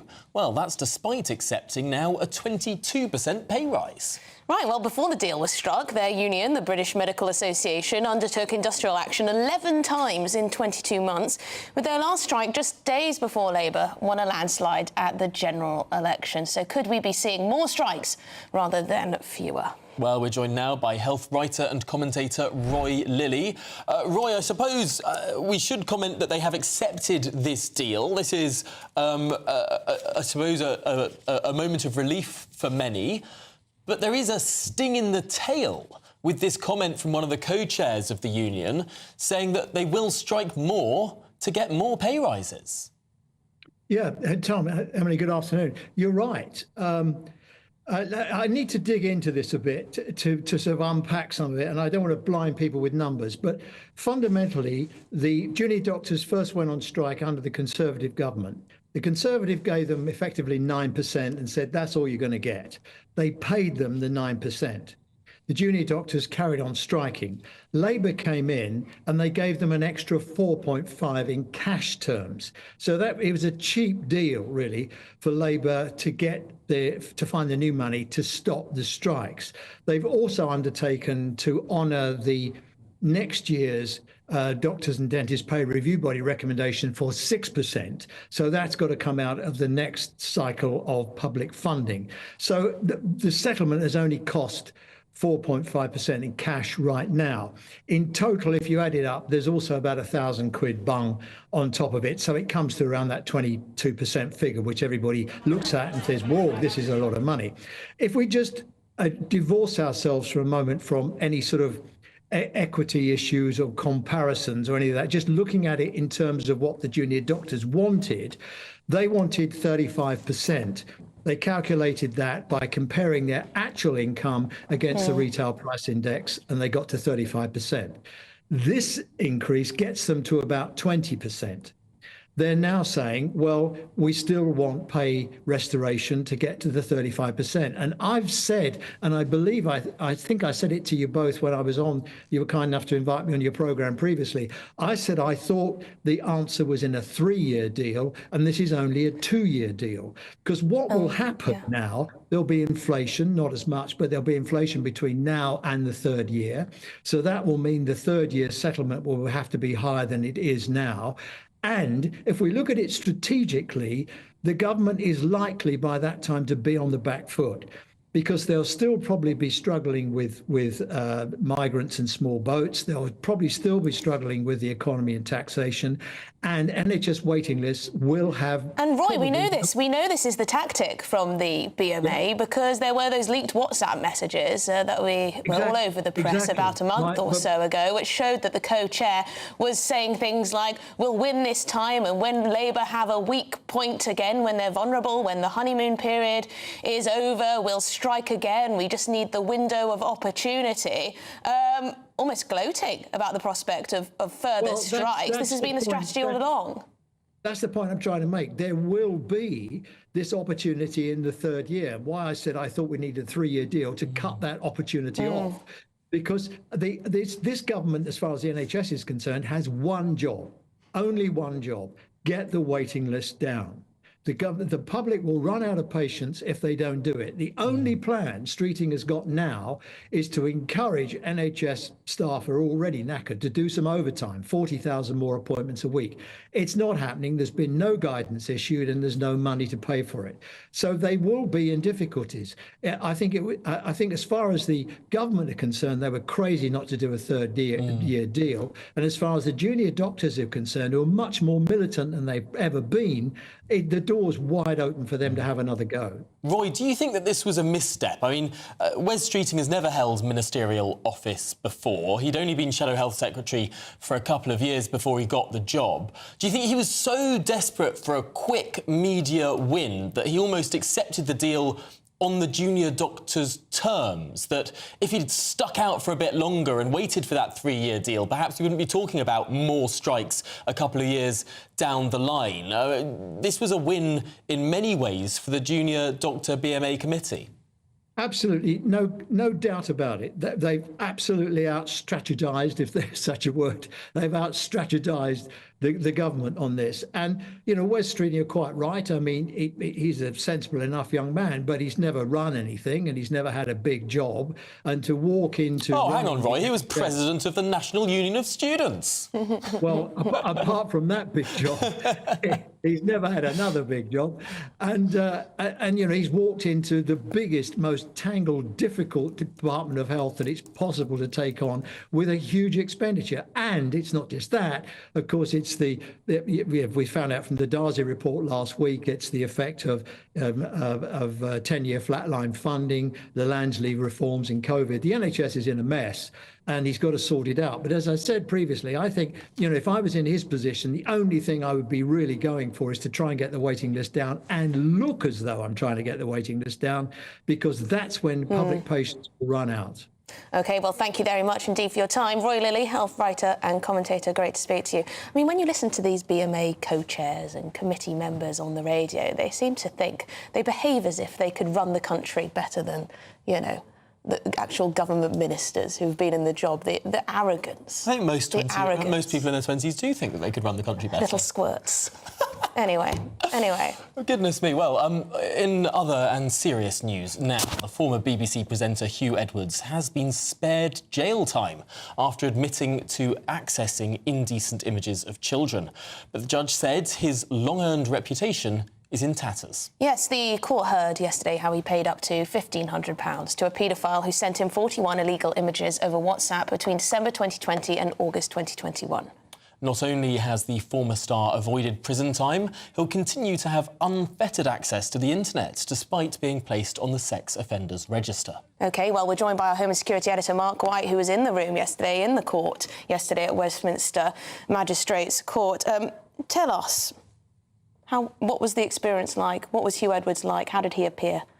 Well, I mean, it was shocking to see someone, of course, that we know in the industry sat there in the dock and listening to the case against him being spelt out before the sentencing. I found it interesting, though, and a bit of a contradiction, actually, from what we were hearing from the barrister for Hugh Edwards, talking about how contrite he was and realising how he'd betrayed people with his behaviour, and then watching that same man glowering at the prosecutor quite regularly and shaking his head as the prosecutor outlined how he felt that, you know, Hugh Edwards could well pose a risk to children in future, etc., and why he needed this sexual harm prevention order in place. In the end, the prosecution didn't get their own way, though, because the judge, the Chief Magistrate, Paul Goldspring, sided with the defence and said that the prosecution's argument for sexual harm prevention order, which would allow authorities to restrict his access on the internet to monitor his browsing behaviour, that wasn't, in his belief, reading all the background reports, necessary in this case. So not only did Hugh Edwards escape a jail term, effectively, he's not being sent to prison unless he reoffends and the authorities find out about that. He also has no restrictions placed on his ability to browse whatever he wants on the internet. Now, this is fascinating, and I was reading what the magistrate said on this issue, saying that part of it hinges on the protective impact of the sentence, in the magistrate's word, and continued assistance by mental health services. It seems so much of this decision has hung on this argument that the defence of Hugh Edwards made over his mental vulnerability, his continued access to mental health services, the fact he's been staying in a mental health hospital for the last 3 months, almost emphasising how, in a very odd and I think almost unbelievable way, that he's the victim here. Yeah, listen, there is no doubt that these reports that were put together for Hugh Edwards to be used by that very clever, well-paid barrister to put the case for the defence of Hugh Edwards, the mitigating factors across, worked very well indeed. He had clearly expended a good deal, a sum of money to get these reports prepared for his defence. The prosecution were arguing, of course, that all of what you say with regard to the cocoon of the mental health services and monitoring provided for him at some point will end. And when he's back out in society, ostracised in the community at large, there's every possibility that he will enter into this downward spiral into offending behaviour. And that's why they wanted an order in place that the authorities would be able to place restrictions and be able to monitor his browsing activity. When I left the court, and obviously people outside were made aware of the fact that not only is Hugh Edwards not going to prison, but there'll be no real restrictions on what he's able to do on the internet. One person said to me, "Rich man's justice." And I find it difficult to argue against that particular assertion, especially when you look at what we've witnessed over the last couple of months with many people involved in and around the riots that we've seen receiving pretty severe sentences, lots of them sent to prison. And you can see quite rightly, of course, very serious events that unfolded in towns and cities across the country. And that was all about sending a very stern message to people. But then you could also argue that jailing Hugh Edwards for what were very serious sexual offences would also send a very significant deterrent message out to the public, jailing such a high-profile figure. And the other thing that struck me about these cases, and although there's not a direct comparison, they're not being charged with sexual offences, but what you can say about these cases is that we don't know the backgrounds of these individuals. Did they have issues in their childhood, growing up, mental health issues, other issues that could have impacted their behaviour? We never get to learn about that because they didn't have the wherewithal and perhaps the money to be able to put together a very accomplished defence to put before the judges to help mitigate against that sentence. One of those mitigations I'm reading was that he didn't go to Oxford University. Yeah. He only went to Cardiff University and therefore felt ostracised. Yeah, well, listen, when I heard that, I just thought that was pathetic. You know, I went to Hawick High School and then the Borders Technical College afterwards, but I got on OK. You know, I felt it from time to time. I don't want to go on. Turns out if you didn't go to Oxford or Cambridge, you've got a mitigating defence. I certainly don't want to go on and commit criminal offences, you know, as some kind of justification for the harsh upbringing that perhaps I've had in comparison to some others. Look, it was a well-presented, well-constructed defence by someone who had the money and the clout to be able to do that, in contrast to the hundreds of others up before the courts in the last couple of months, is what I'm saying. And, you know, those who say rich man's justice might have a point. You can pay for a very good defence, can't you? Mark White, thank you very much indeed, Home Security Editor. And Mark has written an extensive piece on the sentencing of Hugh Edwards. You can find that on our GB News website. It's available for members. Well, this is Good Afternoon Britain on GB News. Now, working from home, the foundation for a productive, thriving society, or simply a lazy man's dream? We're having that debate after this. Or women's. Man is a gender-neutral term. GB News Breakfast. Every day from 6 a.m. An army veteran has become the world's most tattooed woman after a 10-year journey to ink 99.98% of her body. I mean, that's really nearly everywhere. But I wonder, I mean, yes, she is unusual, and you'd know her if you met her, frankly, wouldn't you? But are tattoos acceptable they're becoming more and more acceptable just amongst all of us, aren't they? But what about in the workplace? 99.98% of her body tattooed. Do you think this would affect the way that she is received at work? I do affect it would how she is seen at work, just purely because tattoos are still so stigmatised in the workplace. In today's rapidly evolving society, the traditional standards of what is socially acceptable are being redefined. Facial tattoos, full body tattoos, once stigmatised, are increasingly seen as a form of personal expression, and there shouldn't be a barrier to one's professional or social life. If you are going for a job, for instance, we make up 90% of our minds about somebody within the first 3 seconds. And I have written a book on body language, and the face is just so important. You need to have the smile, you need to be able to read the facial expression, even when we're speaking. Now, if the face is really heavily tattooed, you can't do that. Jade said that there is still this stigma, particularly to facial tattoos. We do judge people with tattoos, don't we? We do. Unfortunately, we do, because it's not the norm. And as a human being, we tend to judge what is not the norm. And as Jade says, we are getting much more used to it. It is much more socially acceptable. But a lot of firms will say, if you've got a tattoo, you cover it. We don't want tattoos in the workplace. GB News, the People's Channel. In the GB Newsroom, we bring you the news as it happens. With our team of dedicated journalists across the UK, we're ready to keep you up to date with what's happening every half an hour, every single day. Bulletins here on GB News, the People's Channel, Britain's news channel.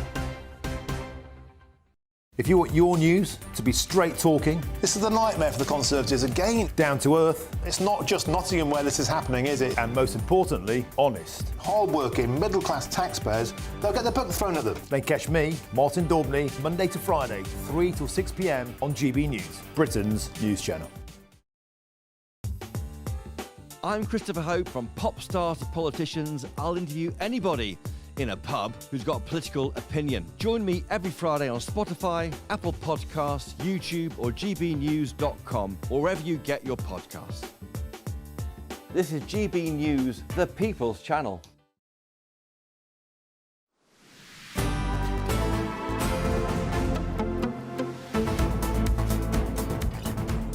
Good afternoon, Britain. It's 26 minutes past 1. Now, the government has pledged to end the culture of presenteeism in Britain's workplaces. I'm off then. I'm not needed.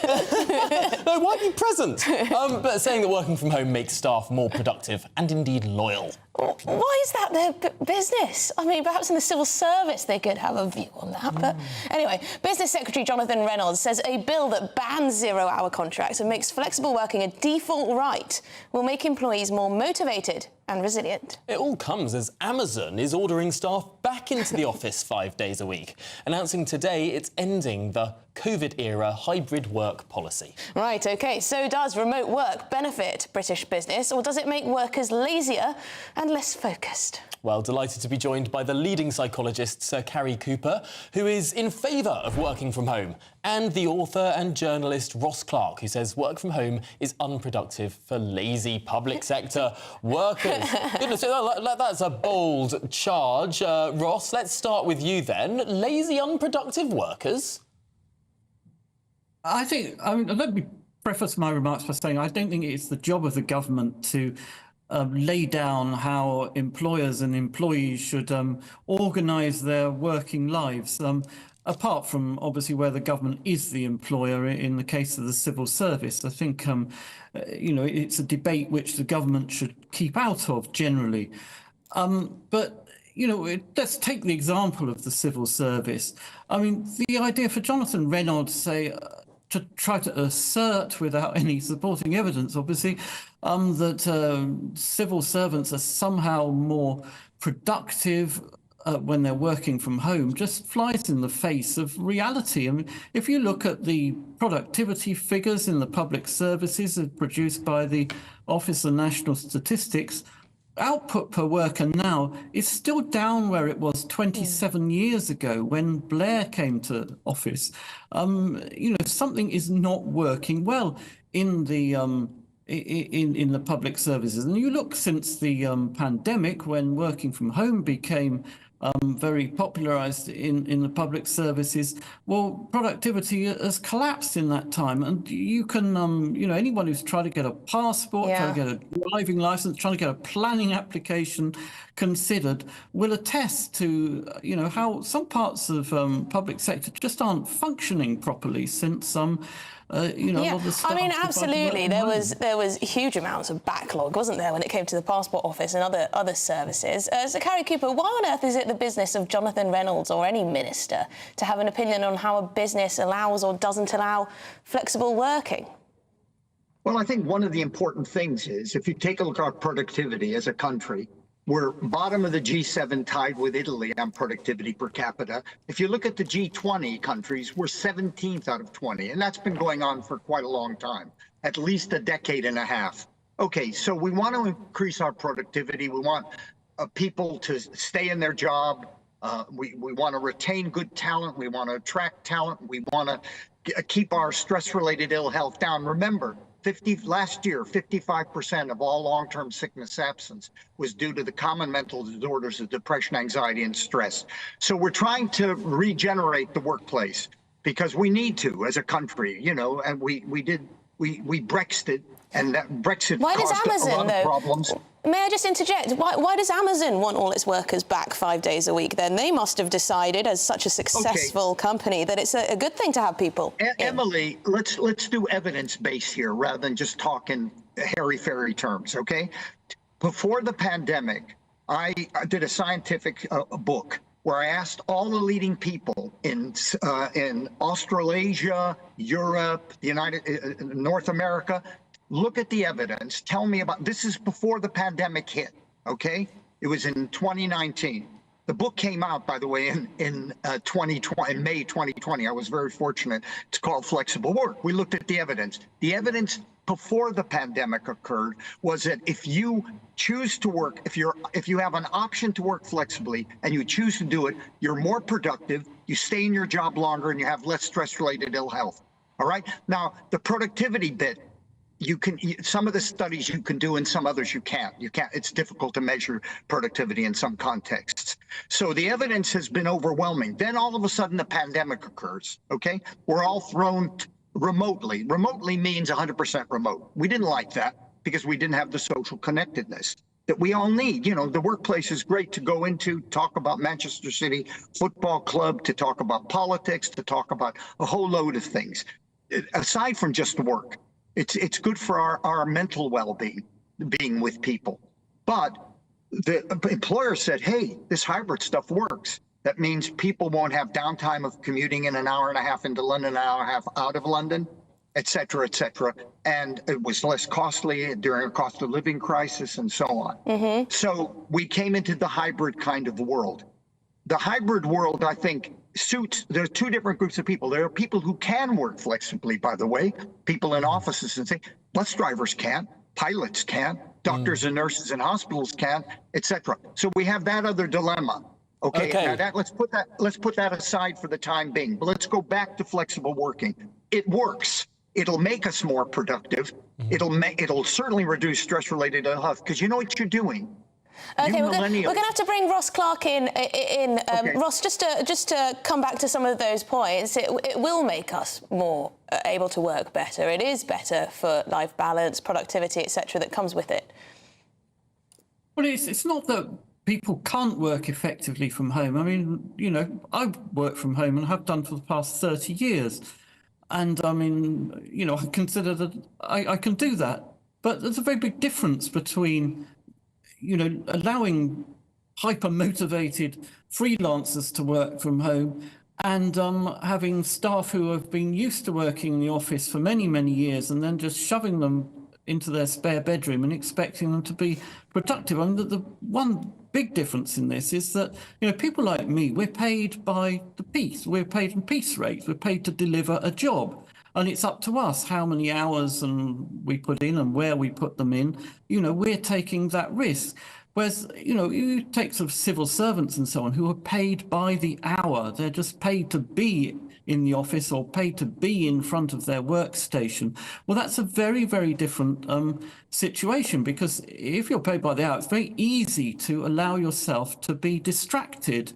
And, we know that's what happened during the pandemic. A lot of people who used to work in the office relied on bouncing ideas off other people and being motivated by other people. Suddenly they were on their own, and suddenly they were being distracted by Netflix and, $1,000. Yeah, I think it absolutely depends what type of job you're doing, how dedicated you are. If you're a freelancer who needs to work in order to get paid, you're going to be motivated in a different way than if you don't particularly like your job and you're just there to get your paycheck. But thank you very much. Very interesting points made on both sides to Carrie Cooper and Ross Clark. Thank you very much indeed.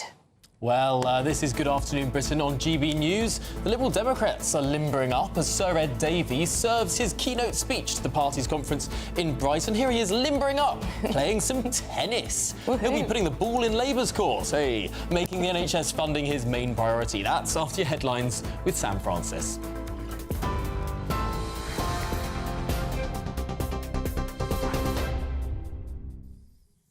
Very good afternoon to you. It's just after 1:30. A look at the stories making the news this lunchtime. The government says it is tackling small boat crossings on all fronts, following news that 10,000 people have now crossed the Channel in small boats since Labour came to power in July.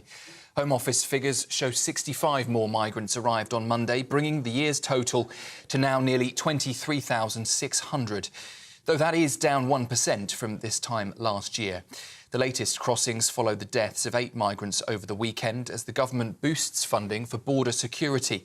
Home Secretary Yvette Cooper's announced £75 million for more officers, cameras and technology to combat people smuggling. Prime Minister Keir Starmer says he's also looking at Italy's immigration policies for possible solutions. BBC boss Tim Davies says he can't see Hugh Edwards ever returning to the corporation after the disgraced presenter admitted to accessing indecent images of children. Speaking today at the Royal Television Society conference, Davies called the former newsreader's actions appalling crimes that have damaged the BBC's reputation. He confirmed Edwards did continue to receive £200,000 in salary until formal charges were made, but the BBC is now seeking to reclaim that money. He also says the victims' families remain the corporation's top priority. Health Secretary Wes Streeting says the end of a pay dispute with junior doctors in England marks the first step in the government's mission to reform what he's described as the broken health service. Members of the British Medical Association have voted to accept the government's offer of a 22% pay rise over 2 years. However, the Conservatives are warning the government not to set a precedent by awarding striking workers with what they've described as bumper pay rises. Donald Trump has spoken publicly for the first time since being targeted in an apparent assassination attempt at the weekend. Speaking in a live stream on social media, the former president described being grabbed by Secret Service agents after hearing 4 or 5 gunshots. 58-year-old Ryan Wesley Ruth is now facing federal gun charges after an agent spotted his rifle poking through the bushes on the perimeter of Trump's golf course. Mr. Trump's also praised his protection team in a rare show of political unity. He also commended President Joe Biden for giving him a call. And as we heard from Tom, the Liberal Democrats say the trust placed in them by voters must be repaid in full after the party secured 72 seats in this year's general election. Sir Ed Davey is set to pledge to finish the job of defeating the Conservatives in his upcoming keynote speech at the party's conference later this afternoon. Health and social care will be at the front of that speech, with the Lib Dem leader vowing to focus on fixing the NHS, despite years of what he calls Tory mismanagement. He's also expected to accuse the Conservative leadership race of scraping the bottom of the barrel and being out of touch with real people. Those are the latest headlines for now. I'll be back with you at the top of the hour for a full roundup. Next, though, a look at the markets. For the very latest GB News direct to your smartphone, sign up to News Alerts by scanning the QR code or go to gbnews.com/alerts. Cheers Britannia Wine Club proudly sponsors the GB News Financial Report. Well, let's take a look at the markets for you this hour. The pound will buy you $1.3228 and €1.1873. The price of gold, £1,947 and 95 pence per ounce. And the FTSE 100 this lunchtime is standing at 8,345 points. Cheers Britannia Wine Club proudly sponsors the GB News Financial Report. Hi there and welcome to the latest forecast from the Met Office for GB News. High pressure is firmly in charge of our weather at the moment. That means dry for most, with plenty of warm, sunny spells. There's always an exception, and in this case, a cold front is bringing some thicker cloud at the moment to the far north of Scotland. Additionally, a few patches of cloud are rolling in on a bit of an easterly breeze there into parts of Kent, parts of Essex, but that will tend to lift and break up through the day. And the cloud in the north and northwest of Scotland will also tend to break up and brighten up through the day. So warmer and drier weather into the northeast of Scotland, mid-20s possible here, low to mid-20s in some of the warmer spots elsewhere. So a pleasant day to come. And by the evening, sunny spells are starting to emerge just about everywhere, with the exception of Shetland and Orkney, where we keep some low cloud and some light outbreaks of rain. Northern Ireland, clear blue skies, likewise for much of England and Wales. However, the east to northeasterly breeze is freshening, and that's going to bring some low cloud into East Anglia and parts of the Midlands through the night. So, yeah, it's going to turn increasingly cloudy across central and southeastern parts. In the north, though, well, the cloud disappears, and we will see lengthy clear spells leading to one or two mist and fog patches and rather chilly in some places, particularly in some valleys and some glens. But we start off Wednesday with plenty of dry weather at least. There'll be some cloud across East Wales into the Midlands, central and southern England. But that will tend to fizzle away and retreat back to the coast, where it could remain through much of the day. Otherwise, blue skies by the afternoon across the country, and once again, highs into the low to mid-20s. The latest GB News travel. Southbound on the M1, a lane closure to a broken down vehicle from Daventry at 16 through to 15A for Northampton services, but traffic is coping well. The M25 Dartford tunnel, however, is blocked anti-clockwise due to a medical emergency. It's causing long delays. The block is from Dartford at 1A through to 31, delays at a junction 2 for the Darrenth interchange. Eastbound on the M4, a lane closure and queue in traffic for 1 mile to an accident from 3 through to Brentford at junction 2. The M3 southbound queue into a vehicle, fire from junctions 2 through to 3 for Lightwater and Bagshot. The southbound side of the M5 has a lane closure whilst a vehicle has a tyre changed between Burnham-on-Sea at 22 to Bridgewater North at junction 23. That's the latest. You can stay up to date throughout the day by visiting our website gbnews.com.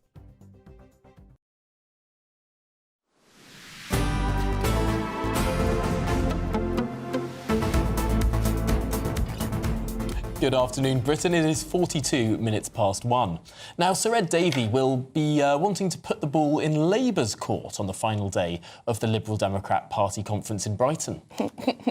Yes, the party's leader will be serving his voters with what he believes are their main priorities. He'll be focusing on the cost of living, tackling the sewage scandal and, above all, fixing the NHS and social care. OK, well, getting to grips with it all is our political editor, Christopher Hope.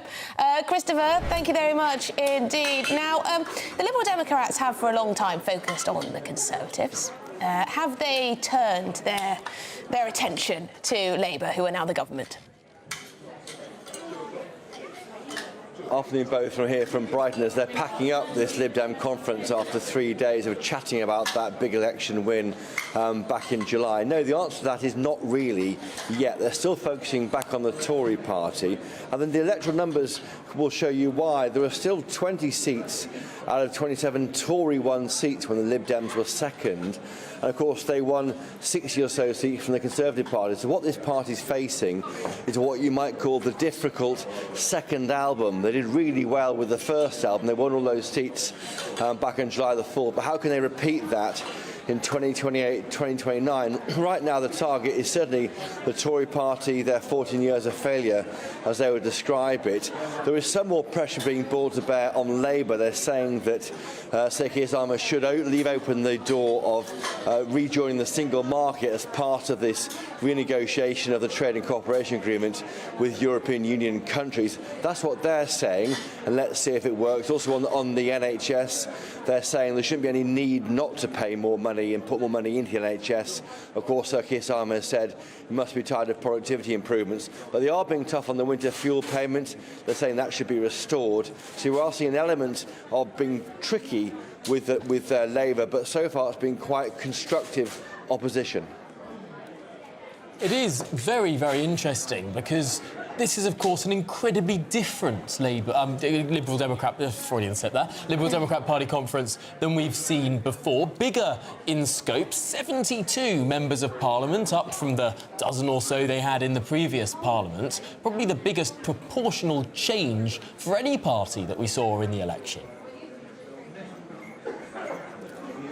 Yeah, that's right. And you could ask, actually, with reason, what actually has changed since before the election? A dozen or so Lib Dem MPs against 72. OK, there are many more Lib Dem MPs, but actually the scale of the Labour landslide means they are still as impotent in forcing change on this government. The difference, I think, is in the plumbing of Westminster. They now chair 3 select committees as opposed to 0 before. That means they can guide the agendas of some of these big select committees and how they then scrutinise government activity. They get 2 questions, don't they, every single week.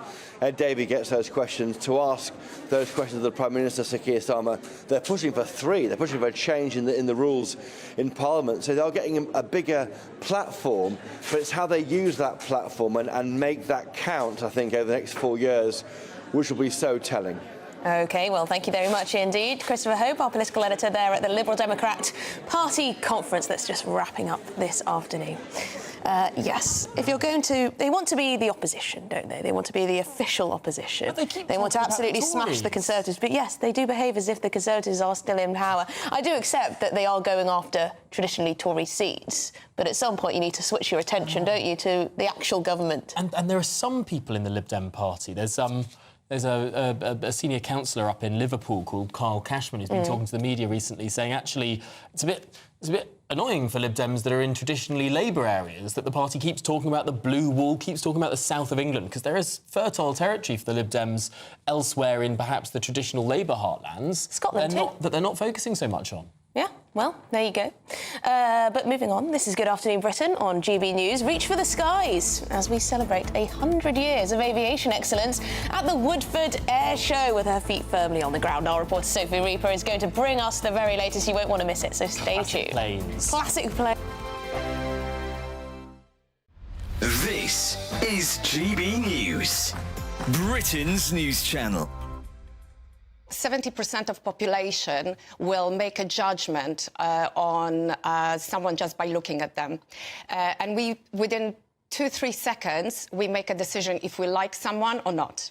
Really? Is it that quick? So it's actually very, very fast. So before we have a chance to kind of express what we want to say, our subconscious mind is kind of looking for clues. So you look at someone and you look at their, for example, I don't know, the watch they're wearing, maybe the makeup. I spent literally my whole childhood learning, being absolutely mesmerised by my mom's ability to choose different style of clothing for different style personalities. British definitely take a pride in their appearance. They do spend time to look good. There is a lot of amazing British designers. For me, it was always about that feeling that I've learned from my mom's shop, how the people were living buying certain things. And I was like, oh my God, they look happy. They've got this big smile on their face. My main objective always was to make people feel good.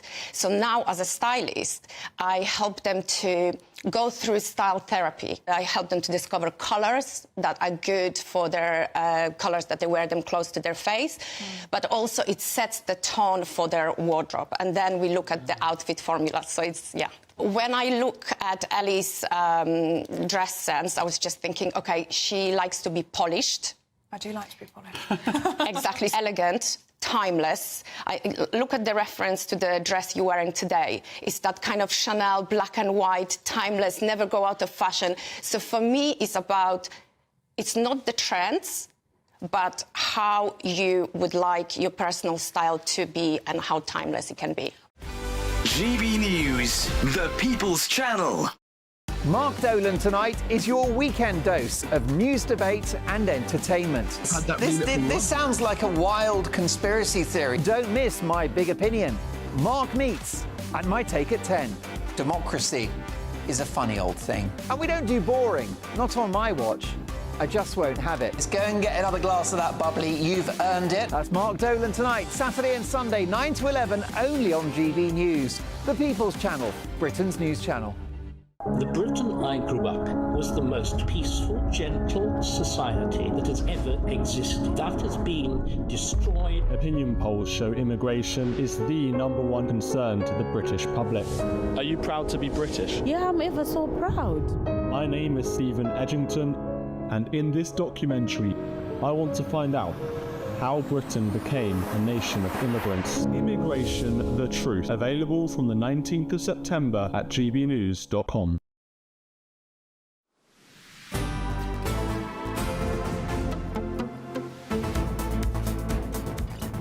Right, I've been looking forward to this. It is 1:49, by the way. It is the 100th anniversary celebration of aircraft manufacturers Avro, creating its world-famous airfield and production facilities at Woodford, Greater Manchester, and it's taking place this afternoon. Well, they'll be unveiling a plaque commemorating the men and women who worked at Woodford between 1924 and 2011. There will also be flypasts, of course there will be, in the next hour, and the opening of a new exhibition celebrating the worldwide legacy of Avro. Well, our very own North West of England reporter Sophie Reaper is there now. And Sophie, what have we seen? Good afternoon to you both. Well, I'll tell you one thing.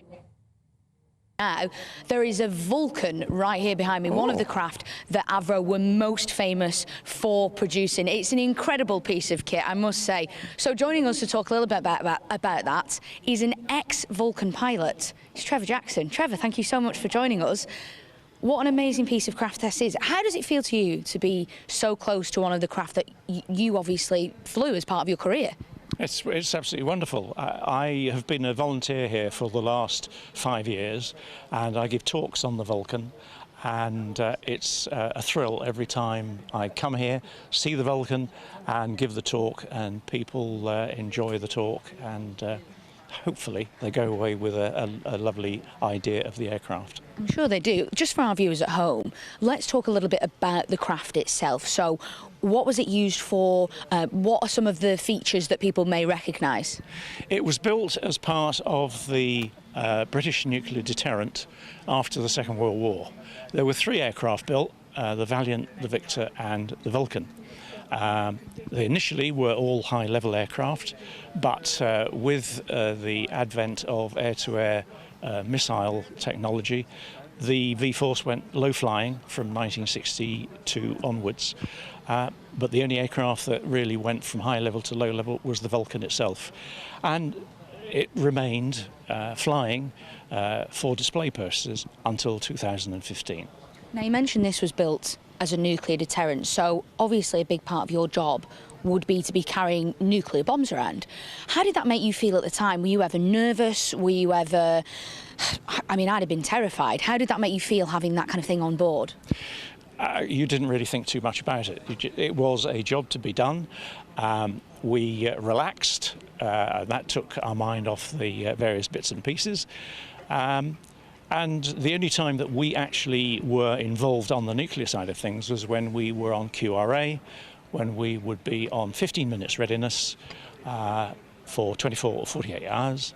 and that readiness could have been raised to 5 minutes or to 2 minutes. If it was 2 minutes, we taxied onto the runway and we were ready to go there and then. Now, just quickly off camera, you said to me there were two options, weren't there? That you would either be going to the Soviet Union or go back for a cup of tea and the biscuit.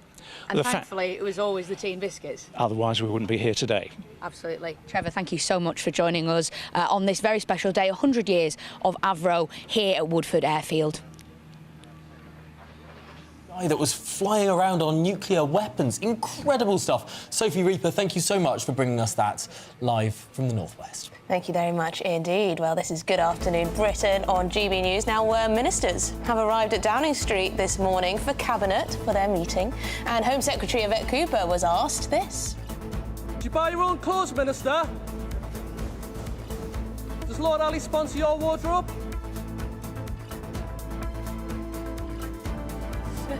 Well, can Sir Keir Starmer continue to defend his alleged dodgy donations, or will the truth spill out of the closet? Very good. Well, first, let's take a look at the weather.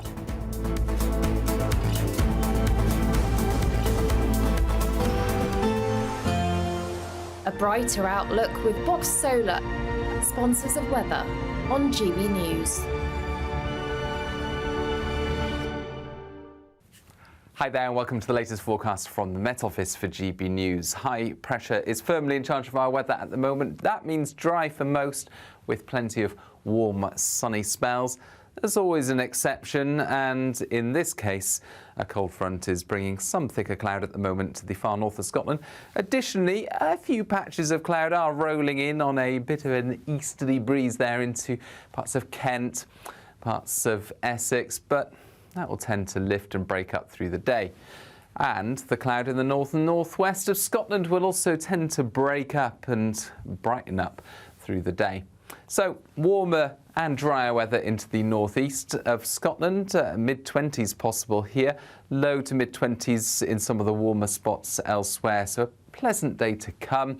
And by the evening, sunny spells are starting to emerge just about everywhere, with the exception of Shetland and Orkney, where we keep some low cloud and some light outbreaks of rain.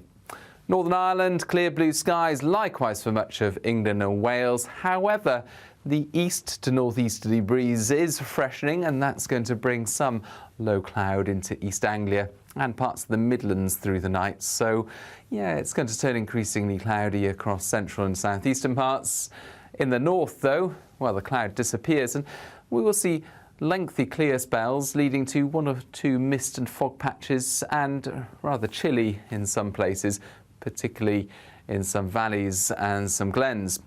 But we start off Wednesday with plenty of dry weather at least. There'll be some cloud across East Wales into the Midlands, central and southern England. But that will tend to fizzle away and retreat back to the coast, where it could remain through much of the day. Otherwise, blue skies by the afternoon across the country, and once again highs into the low to mid-20s.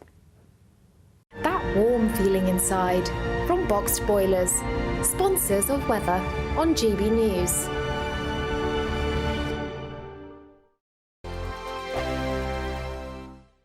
This is your chance to win a £36,000 secret salary in the latest Great British Giveaway. That's like having £3,000 each month for an entire year. Extra cash in your bank account that you can do whatever you like with. Take a year off and keep it to yourself. You don't even need to tell the taxman, as it's totally tax-free. For another chance to win £36,000 in tax-free cash, text cash to 63232.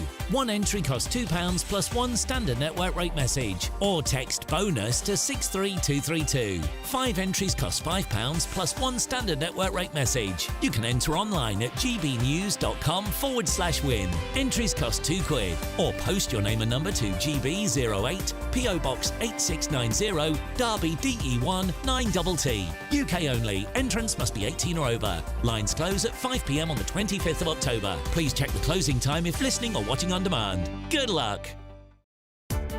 Welcome to State of the Nation, daily plunge into the stories shaping our country.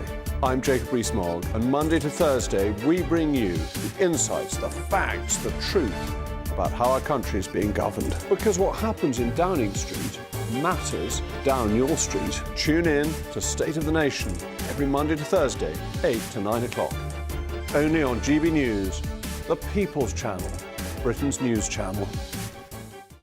Hi there, I'm Michelle Dewberry, and I'm going to take a second to tell you all about my show, Dubes & Co. We start off with the issues of the day. We then bring in both sides of the argument. We get rid of the disrespect, and then you throw me into the mix. And trust me, I'll tell it exactly how it is. And then, of course, the magic ingredient, you at home. We mix it all together, and what have we got? In my opinion, the best debate show in town. Monday to Friday, 6 till 7 on GB News, Britain's news channel. Are the newspapers getting you down? My wife didn't divorce me that month. Struggling to separate the wheat from the chaff? I know that it's a bit of a circus at the best of times. Well, don't worry. Headliners has got you covered. We'll take the burden of reading the day's news, and if we get depressed, who cares? It's an occupational hazard, frankly. That's Headliners on GB News from 11 p.m. till midnight, and the following morning, 5 till 6 a.m. on GB News, the comedy channel. Nah, just kidding. Britain's news channel. Join me, Camilla Tominey, for a frank and honest discussion with those in power that cuts through the spin and gets to the heart of the issues shaping our nation. You haven't confirmed that you want to stand as leader, but you haven't ruled it out either. This report basically says that he's not fit to stand trial. Is he indecisive? Incompetent? I deliver the dose of reality Westminster needs. That's the Camilla Tominey Show at 9:30 every Sunday on GB News, the People's Channel, Britain's news channel.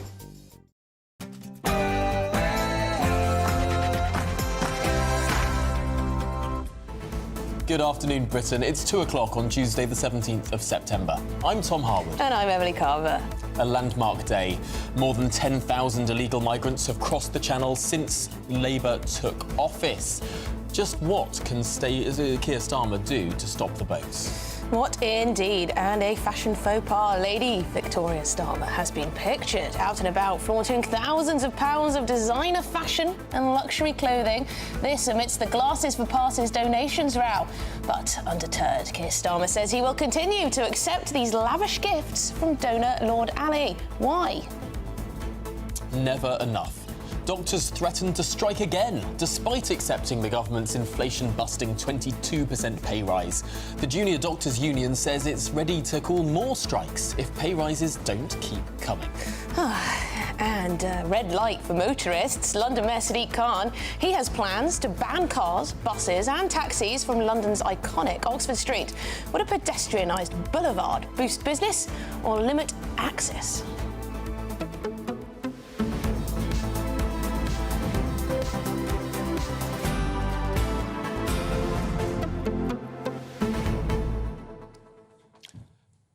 I think, to some extent, the Health Secretary might have been played by the Doctors' Union. They managed to squeeze out a 22% pay rise. 0.3. And it was only a 2-year deal, which means at the end of this deal, I mean, less than halfway through this Parliament, they'll be back asking for more. And if they're not given the further 15%, or it probably will be another 22% if we tack on inflation by that time, they're not given another 22%, might we see more strikes? We absolutely will. I mean, it's in their WhatsApp messages, black and white. These got leaked to the press. One of the BMA co-chairs saying, we just need to wait for another window of opportunity, a time when the government is feeling vulnerable, when the honeymoon period is over, to strike again. It seems that, to be honest, the honeymoon period might well have been really quite short. The polls have shown that the Labour Party is below 30%. It's the quickest time in modern history that a government has dipped below 30% in the opinion polls. And perhaps we can see why. The boats keep coming, the scandals keep growing, and indeed the economy keeps stuttering. On the face of it, though, it does look like good news for this government. They've had lots of obstacles, let's say, in the last couple of months. They'll say this is an achievement, getting the NHS back on track. Let us know what you think. gbnews.com/your say. Did Wes Streeton give away too much too soon? And has he actually placated the unions? But let's get the headlines with Sam Francis.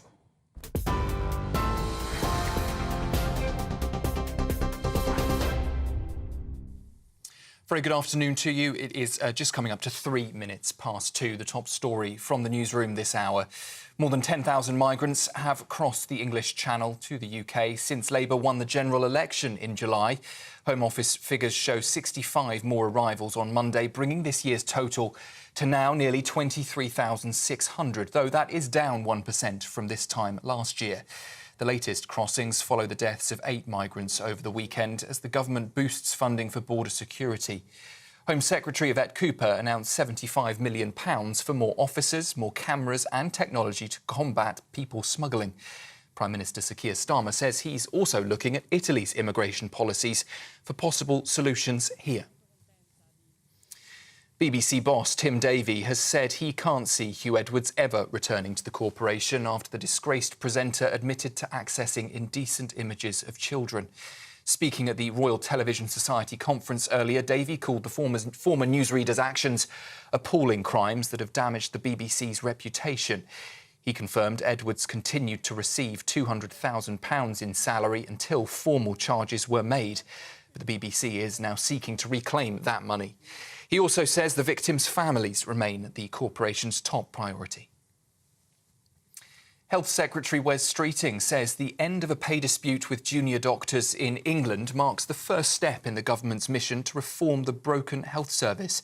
Members of the British Medical Association have now voted to accept the government's offer of a 22% pay rise over 2 years. However, the Conservatives are warning the government not to set a precedent by awarding striking workers with what they're describing as a bumper pay rise. This morning, Deputy Leader of the Liberal Democrats, Daisy Cooper, told us her party still thinks more should be done.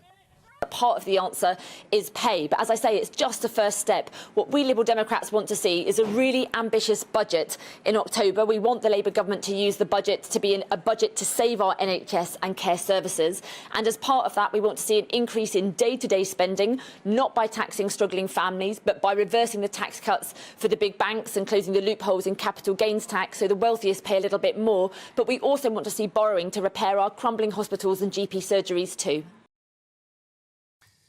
In other news, a corrupt ex-police officer has been jailed for 40 months after using bank details of deceased people to buy hundreds of pounds worth of electronics online. Mohammed Mustafa Dar also accessed police records, including files related to a fraud investigation into himself. He also passed confidential police information to friends and misused the police national computer to check criminal records of people he knew. The Independent Office for Police Conduct called the 39-year-old's actions truly shocking, saying he's eroded public trust in policing. A man described in court as seriously dangerous after attacking 3 tube passengers in a 35-minute spree has been locked up today indefinitely in hospital. Donovan Kenlin was found insane after punching and pushing 3 strangers at different London Underground stations in October of 2022. The judge said the 39-year-old could have easily killed one of the victims, who was pushed onto the tracks near live rails. The unprovoked attacks left the victims with severe injuries. A man accused of killing the wife and 2 daughters of BBC racing commentator John Hunt in a crossbow attack has been charged with their murders today. Carl Clifford from Enfield will appear at the Central Criminal Court, sitting at the High Court today. The 26-year-old also faces charges of false imprisonment and possession of offensive weapons. 61-year-old Carol Hunt and her 2 daughters, Louise and Hannah, were found fatally injured at their home on the 9th of July. John Hunt and his surviving daughter Amy say their devastation can't be put into words. The Prime Minister says he's angry after seeing photos of offenders celebrating their early release from prison after the government's plan to ease overcrowding was introduced. 1,700 inmates were freed last week, with some seen toasting outside with friends and family. Sir Keir Starmer has said that Rishi Sunak is to blame, accusing the Conservatives of delaying action until after the general election, leaving him, he says, to deal with the crisis. He's also added that overcrowding forced him to make a choice between releasing prisoners or stopping arrests. The Liberal Democrats say the trust placed in them by voters must be repaid in full after the party secured 72 seats in this year's general election. Sir Ed Davey will pledge to finish the job of defeating the Conservatives in his keynote speech at the party's conference in a short while. Health and social care will be at the front and centre of that speech, with the Lib Dem leader vowing to focus on fixing the NHS despite years of what he calls Tory mismanagement. He's also expected to accuse the Conservative leadership race of scraping the bottom of the barrel and being out of touch with real people. Instagram is rolling out new safety features for teenagers, placing all users under the age of 16 into stricter teen accounts. The default settings include private profiles, limited messaging and restricted content, with parents now required to approve any changes. The update comes as the social media platforms are facing growing pressures to protect children from harmful content online, and that's, of course, ahead of the UK's Online Safety Act. Meta's Nick Clegg says the move shifts the balance in favour of parents, offering them more control over their children's use of platforms such as Instagram. The changes will be implemented here in the UK, as well as the US, in Canada and in Australia within the next 2 months. And finally, some breaking sporting news to bring you. Glasgow have confirmed they will host the Commonwealth Games in 2026. That's after the Scottish Government agreed to back a scaled-down version of the event. The city last hosted the international sporting event in 2014 and again has now stepped in after the planned hosts for the 2026 Games backed out. That's the state of Victoria in Australia. They withdrew, citing a rise in estimated costs, but they have pledged a multi-million-pound investment as Scotland now take over the Games. Due, though, to a lack of time and funding before 2026 Commonwealth begins, some sports, we understand, will have to be dropped from those multi-event games. So that news just into us that the Commonwealth Games 2026 is coming to Glasgow. Those are the latest GB News headlines for now. I'll be back with you again at 2:30. For the very latest GB News direct to your smartphone, sign up to News Alerts by scanning the QR code or go to gbnews.com/alerts.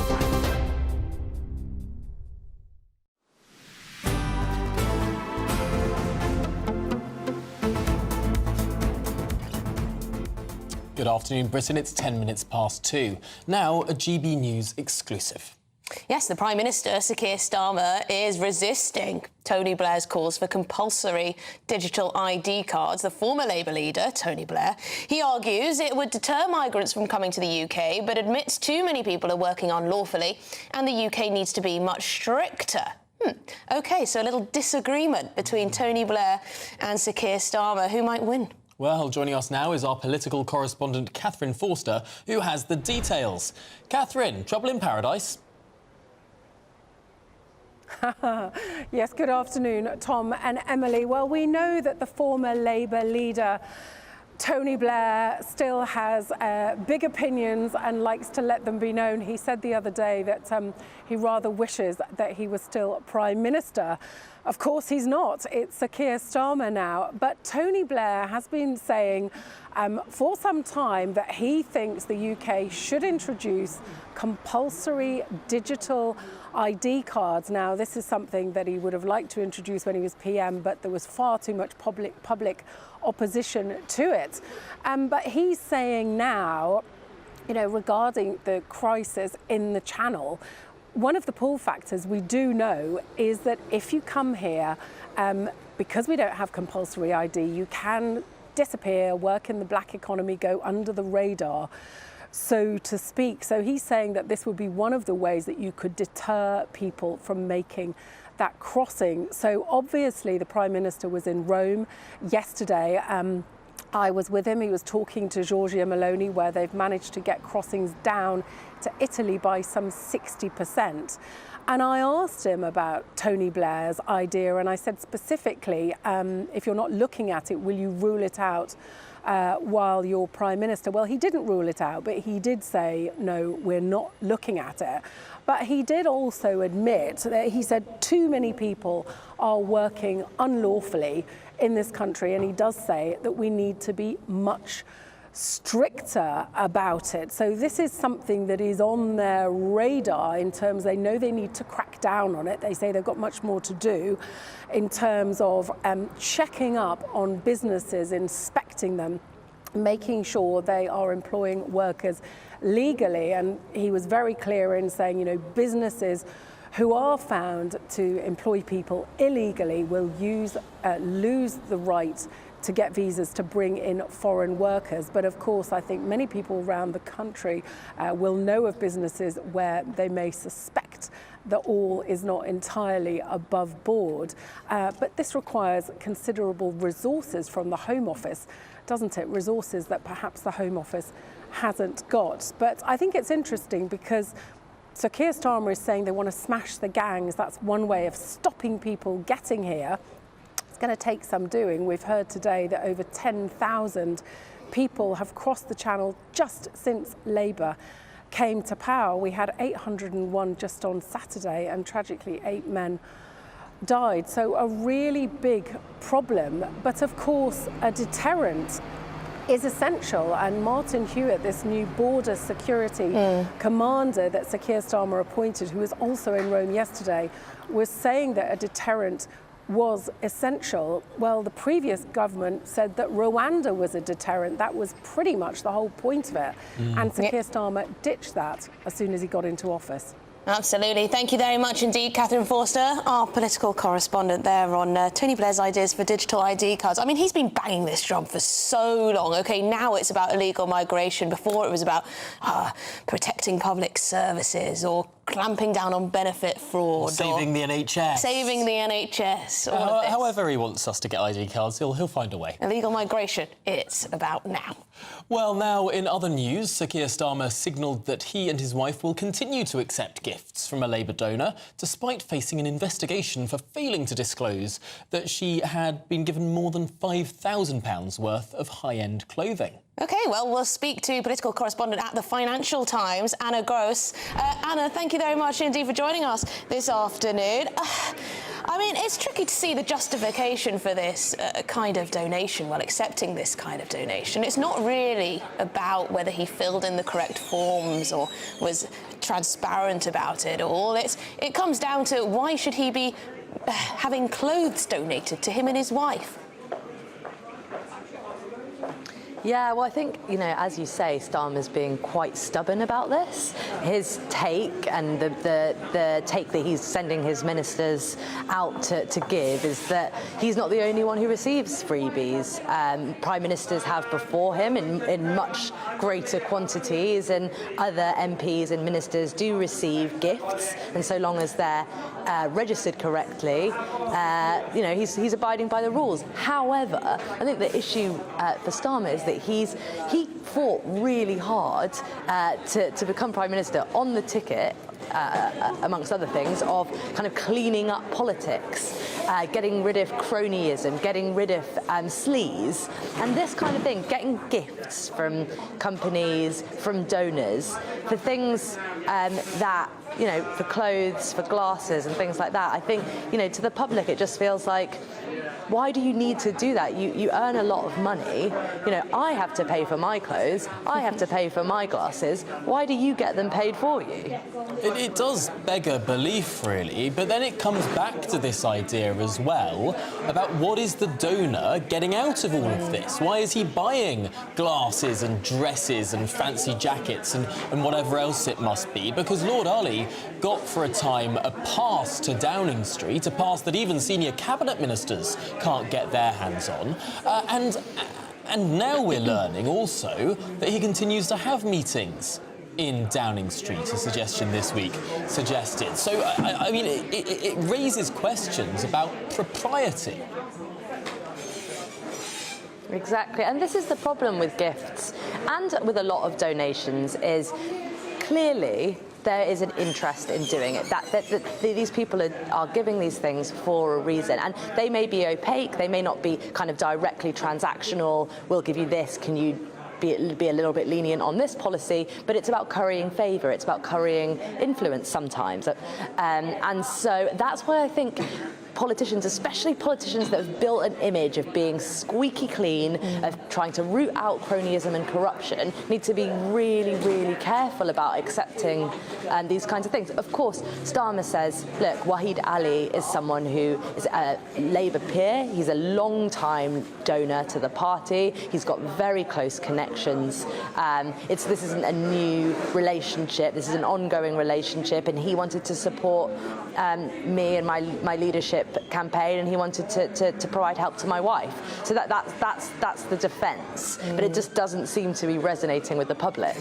No, not at all. Thank you so much, Anna Gross, political correspondent at the Financial Times. Really great to speak to you from the Liberal Democrat conference in Brighton. Thank you very much. Thank you. I'll let you rush off to Ed Davey's speech now, which should be starting relatively soon. But next, we're going to be bringing you another GB News exclusive on the Rotherham grooming gang scandal. Our reporter Charlie Peters will have the very latest.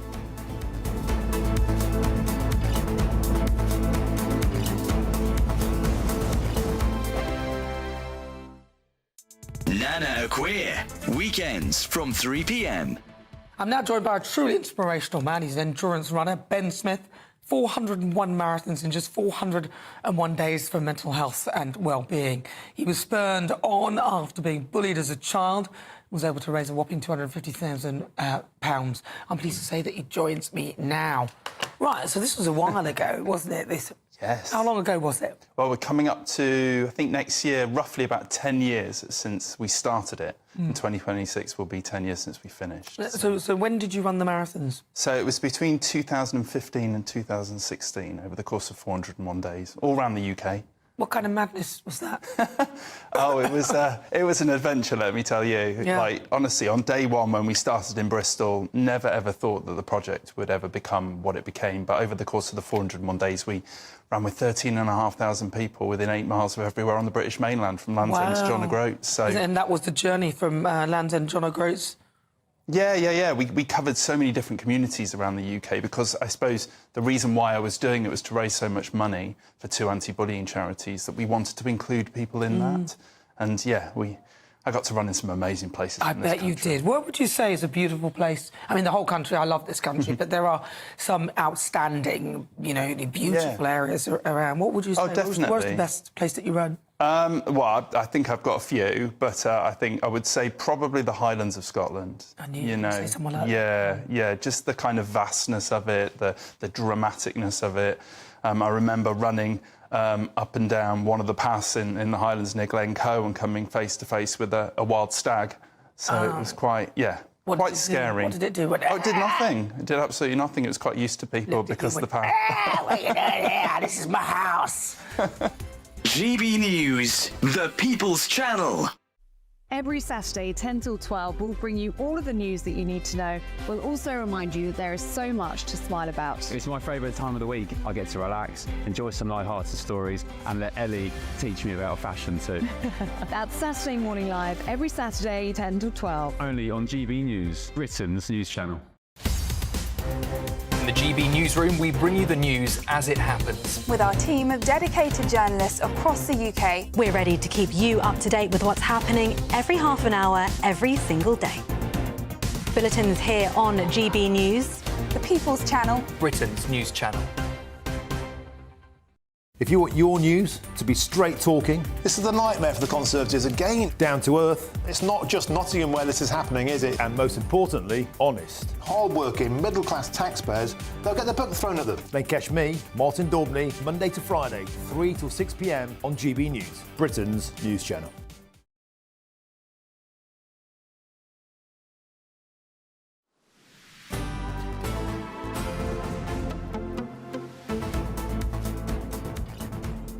OK, good afternoon, Britain. It is now 21 minutes past 2, and a Rotherham sexual exploitation survivor was ordered to remove a demand for her abuser to be deported.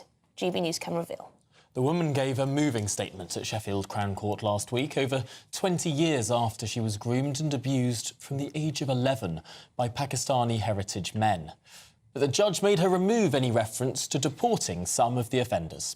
OK, well, joining us in the studio for this exclusive story is our national reporter, Charlie. What have you found out, Charlie? Well, in the court on Thursday in Sheffield Crown Court, just before that survivor gave her testimony from the witness box next to the judge, directing her statement towards all 7 defendants in the dock, I overheard the CPS barrister speaking to the judge, conferring before she was allowed into the courtroom to be present and prepared to deliver that statement. And they said, the CPS barrister said, any discussion on whether or not they remain in this country is for the Home Office, saying that that's not relevant for this moment. And the judge agreed. He made some statement of approval. Now, before any victim impact statement, they're sent over to be reviewed for judicial oversight before they're delivered. And it transpires now, after that she delivered that statement, that one section was removed, the last section, the powerful conclusion, where she said, I'd like to request that 2 of the men in that dock are deported after their sentencing, saying that they are Pakistani nationals born in that country. They may have dual nationality now, but under the powers that we have in this country, you can strip a nationality for a foreign-born offender. That was not heard in the court because the judge ruled that it was not relevant or appropriate. But luckily, the survivor did share her full statement with us and has permitted us to share it with our audience. There are other sections in there also that were removed, but that's the more compelling section, that line taken out. She told those abusers, you took my innocence, you took my childhood, now I'm taking your freedom, I am your karma. They were sentenced, all 7, for 2 different victims in the court who stared them down as they were sentenced the next day to 106 years in total, 25 years and 24 years with the 2 most severe sentences. Another offender getting 16 years. He was one of the men addressed in that deportation demand. The man who got 25 years required an Urdu interpreter in the dock. He's in his late 40s. He abused a girl starting in 2003 when she was 11. He still doesn't speak good enough English to hear justice being delivered in court. She wants him deported. The judge won't let her say it. He's been in the country for more than 2 decades and can't speak a word of the language. Apparently he can speak more. That's the suggestion that the survivor made to me afterwards. But in the court, he certainly requested an interpreter. Now, I was the only reporter in the court when she was delivering that statement, so I spent quite a lot of time glued to my notes, making sure I checked against delivery to capture every word she was saying. So I barely looked around the room. I mean, the best thing you can do in court is to see the reaction, to gaze on the public gallery, to see what the defendants look like as she is speaking. And she told me afterwards that they were glaring at her in one case, that one of the abusers used the same scowling face he'd used as he assaulted her when she was 11, as when she delivered that statement now. But she was not deterred.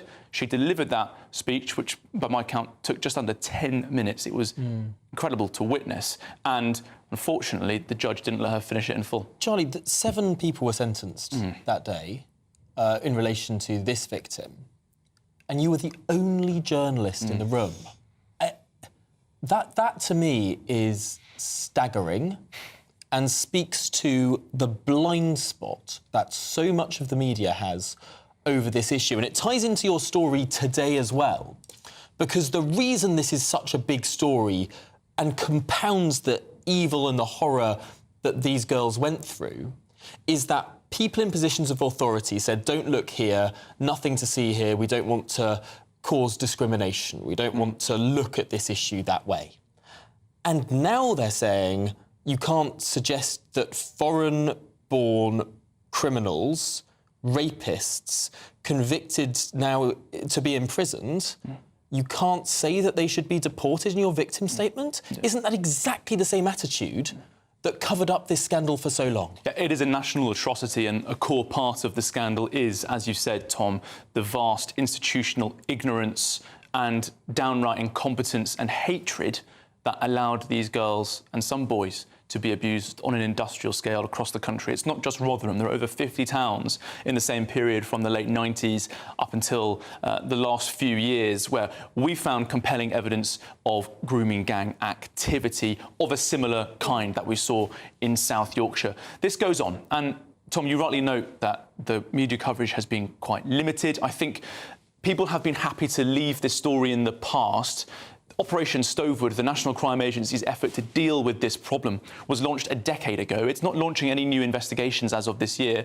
They've found some 1,150 victims. They've made just about 38 successful convictions via the CPS and other agencies. Now, there's clearly a lot more to be done. As I understand it, there are more trials upcoming. I'm aware of some other survivors who are working towards achieving justice. But as they get there, we need more people to be engaged with this story to make sure that those incidents are heard and these statements from victims are also recorded. Was there any suggestion that there might have been a racially aggravated factor to this? Because that's something that has been spoken about, that a lot of the girls were targeted because they were white, or they became victims because they were white. White trash, fresh meat. That sort of thing, There's no shortage of language, some of which I'm not going to use now, that I've heard in testimony and in reports covering this scandal. It's undoubtedly central to the abuse that they received. I think it's possibly the worst race hate scandal in Britain's Elizabethan era. It's not just about sexual abuse, it's about an identity focus as well. Now, that's not to say that some Asian boys and girls weren't also caught up in this abuse. South Asians, predominantly Pakistanis as well. But fundamentally, the main cause of the issue was an overrepresentation of that kind of perpetrator against that kind of victim. Thank you very much. Charlie Peters, our reporter. So important that we stick with this story, and you're doing tremendous work. Absolutely. We're going to cross to the northwest of England now. Sophie Reaper is there for a pretty special fly past. Sophie, what can you tell us? Well, it is 100 years right now of Avro being testing and manufacturing here at the Woodford Air site. Now, the fly past has begun, and I think we can see the first craft. Joining me is Frank Pleshak. Frank, talk to our viewers about what it is we're seeing, this first craft flying over us here today. OK, so what we've got is a Tiger Moth, which is a period aeroplane. It's a biplane with a Cirrus a Gypsy Major Mark 1 engine. That's doing a flyover. It's a period aeroplane. It was a sort of a successor to the very first aeroplane that we've got on display out the front there, which was a Cirrus Moth, which had a Cirrus engine. And as you can see, that one's just doing a turn round for us. It's a 1920. Showing off a little bit, is it? He is, yeah. So when would this plane first have been manufactured? Because I mean, I'm not an expert on this. That's a 1920s period aeroplane, but it was used right up through the war as a training aeroplane for the RAF and everything. So would this have been one of the first planes that this Avro? That was the name of the gentleman who launched Avro, wasn't it? Yeah. Would this be one of the first planes that they began manufacturing? No, this was possibly a competitor, I suppose. It was a de Havilland-built aeroplane. Okay. But the de Havilland aeroplanes were the first to use this airfield, even though it was an Avro airfield with Lancashire Aero Club in 1925. So it's got quite a history. Absolutely, it's got. And that's just one. We're going to be seeing other craft, aren't we, today? And the next one is an Avro craft, isn't it? Is that correct? I'm right in saying? The next one is actually an Avro-built aeroplane, but it's a Bristol company aeroplane, a Bristol Blenheim, a twin-engined light bomber that was actually built here under licence by Avro for the Second World War, and that will be making a flyover. It's a twin-engined aeroplane. Yeah. So we're going to be seeing various craft. Now, the reason we're seeing various craft here today on this flypast is because it's 100 years of Avro here at the Woodford Air site. What does it mean to be commemorating 100 years, a whole century? How does that feel? Well, it's so significant a site, and that we must preserve the heritage of Avro. It's the most historic aeroplane, I would say, in the world, the most famous name in aviation. Anywhere you go, everybody knows Avro aeroplanes, and we must preserve the heritage. We're collecting here at the museum lots of artefacts and exhibits that reflect those 100 years of aviation. In fact, Avro started before that, really. It's over 100 years in Avro. They started in 1910 as a company, even though the founder started in 1907 with model aeroplanes. So such a significant site here. Some of the most famous aeroplanes ever built, as we mentioned earlier, the Lancasters and the Vulcans. You mentioned the Vulcan. We should say there's a Vulcan here right behind us, an actual Vulcan that actually flew. We spoke to one of those pilots in the last hour. Yeah. How significant is it that you've got one here? Well, it is so significant. I mean, there's a few preserved around the world. There is none flying anymore, unfortunately. But the fact that they were built here is incredible, that it's still here. It came back in 1982. It was actually flown in by the actual chief executive of British Aerospace at the time, a guy called Sir Charles Masefield, who unfortunately would have been here today, but he's taken ill. He actually flew it in. I was a student at the time, actually, when it flew back, and came to see it land, and I actually climbed over the fence to watch it arrive and ended up with a VIP. So although I've never worked for Avro, my sort of link with Avro goes back quite a few years, really. So is this almost a full circle moment for you then to kind of be here today? You remember, for example, the Vulcan landing here? I do, yeah. It is. In fact, it's more than that because I work on various projects here, so it's an ongoing thing, and we're developing our STEM capability with education, with links to universities and schools, and accessibility and inclusivity to various groups that wouldn't normally be able to experience some of these fantastic cockpits and tours that we do. So we're extending that for those as well. Well, it's an incredibly special day, and that was just one of the fly pasts. I'm sure we're going to be seeing more as the afternoon goes on. Yeah. Well, thank you very much for joining us, Frank. It's been a Thanks, pleasure to be here today. What an special day, celebrating not just Avro 100 years, but aircrafts that were manufactured here in Greater Manchester for the past century. And what a beautiful day for it. Thank you very much indeed, Sophie Reaper, for bringing us the first plane in that fly past. We look forward to more. This is Good Afternoon Britain on GB News. Now, we've been out and about on Oxford Street in central London. We've been asking the Great British public whether that street should be pedestrianised. Sadiq Khan wants it to be.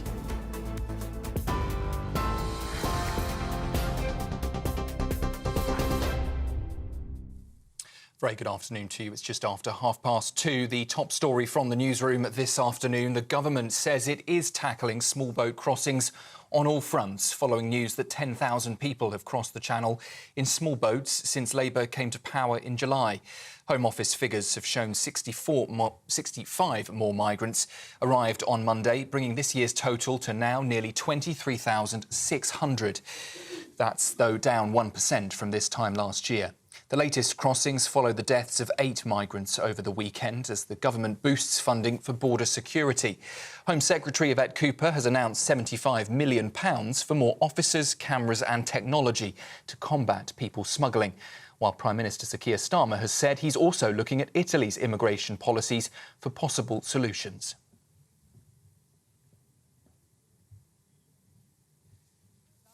BBC boss Tim Davies says he can't see Hugh Edwards ever returning to the corporation after the disgraced presenter admitted to accessing indecent images of children. Speaking at the Royal Television Society conference, Davie called the former newsreader's actions appalling crimes that have damaged the BBC's reputation. He confirmed Edwards continued to receive £200,000 in salary until formal charges were made. But the BBC is now seeking to reclaim that money. He also says the victims' families remain the corporation's top priority. And the Liberal Democrats say the trust placed in them by voters must be repaid in full after the party secured 72 seats in this year's general election in July. Sir Ed Davey will pledge to finish the job of defeating the Conservatives in his keynote speech in the party's conference later this afternoon. We will, of course, bring that to you live here on GB News. With health and social care at the front and centre of that speech, the Lib Dem leader will vow to focus on fixing the NHS, despite years of what he calls Tory mismanagement. He's also expected to accuse the Conservative leadership race of scraping the bottom of the barrel and of being out of touch with real people. A new survey reveals that over 1.7 million households in the UK won't turn on their heating this winter. That's nearly double the number from last year. Rising living costs are to blame, with more than half of those surveyed by U-Switch saying it's too expensive, and many older residents losing winter fuel payments. Another million households say they will delay heating until December, while more than 17% of those surveyed plan to set their thermostat below 18 degrees Celsius to save money. And the breaking news we brought you in the last half hour, that Glasgow has now been given the green light to host the Commonwealth Games in 2026. That's after the Scottish Government agreed to back a scaled-down version of the event. The city last hosted the international sporting event in 2014 and has stepped in again after the planned hosts for 2026 backed out. That was, of course, the state of Victoria. They withdrew, citing a rise in estimated costs, but have pledged a multi-million-pound investment to Scotland because they are now taking over. But due to a lack of time and funding, some sports will, we understand, have to be dropped from the multi-event games. And finally, just a quick breaking line to bring you that we're hearing from the Reuters news agency that the US Appeals Court has upheld Ghislaine Maxwell's sex trafficking conviction regarding the financier Jeffrey Epstein. So that news just into us that today the US Appeals Court has upheld Ghislaine Maxwell's 2021 conviction for helping the disgraced and late financier Jeffrey Epstein's sexually abuse of the teenage girls in that case. That decision made in Manhattan in just the last few minutes. Any more details on that we will keep across them and bring to you here on GB News. Those are the latest headlines for now. Sophia Wensler will be here with your full roundup at 3 o'clock. For the very latest GB News direct to your smartphone, sign up to News Alerts by scanning the QR code or go to gbnews.com/alerts.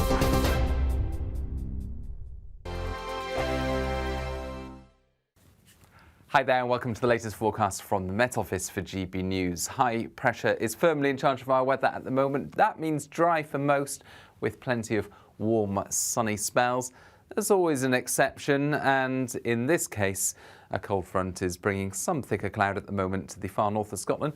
Additionally, a few patches of cloud are rolling in on a bit of an easterly breeze there into parts of Kent, parts of Essex, but that will tend to lift and break up through the day. And the cloud in the north and northwest of Scotland will also tend to break up and brighten up through the day. So warmer and drier weather into the northeast of Scotland, mid-20s possible here, low to mid-20s in some of the warmer spots elsewhere. So a pleasant day to come. And by the evening, sunny spells are starting to emerge just about everywhere, with the exception of Shetland and Orkney, where we keep some low cloud and some light outbreaks of rain. Northern Ireland, clear blue skies, likewise for much of England and Wales. However, the east to northeasterly breeze is freshening, and that's going to bring some low cloud into East Anglia and parts of the Midlands through the night. So, yeah, it's going to turn increasingly cloudy across central and southeastern parts. In the north, though, well, the cloud disappears, and we will see lengthy clear spells leading to one or two mist and fog patches and rather chilly in some places, particularly in some valleys and some glens. But we start off Wednesday with plenty of dry weather at least. There'll be some cloud across East Wales into the Midlands, central and southern England, but that will tend to fizzle away and retreat back to the coast, where it could remain through much of the day. Otherwise, blue skies by the afternoon across the country, and once again highs into the low to mid-20s. The latest GB News travel. Good afternoon, hello to you, I'm Jules Buckley. There's queues on the southbound M6 this lunchtime from the M54 junction 10A down towards Wolverhampton and Walsall at junction 10. A lane shut as a collision there gets recovered. Heavy back towards the Hilton Park services.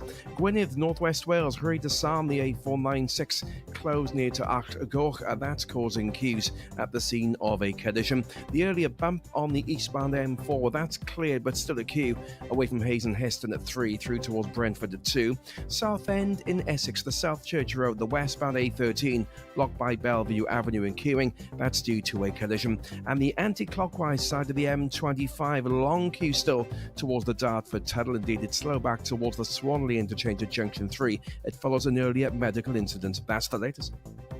You can stay up to date throughout the day by visiting our website gbnews.com.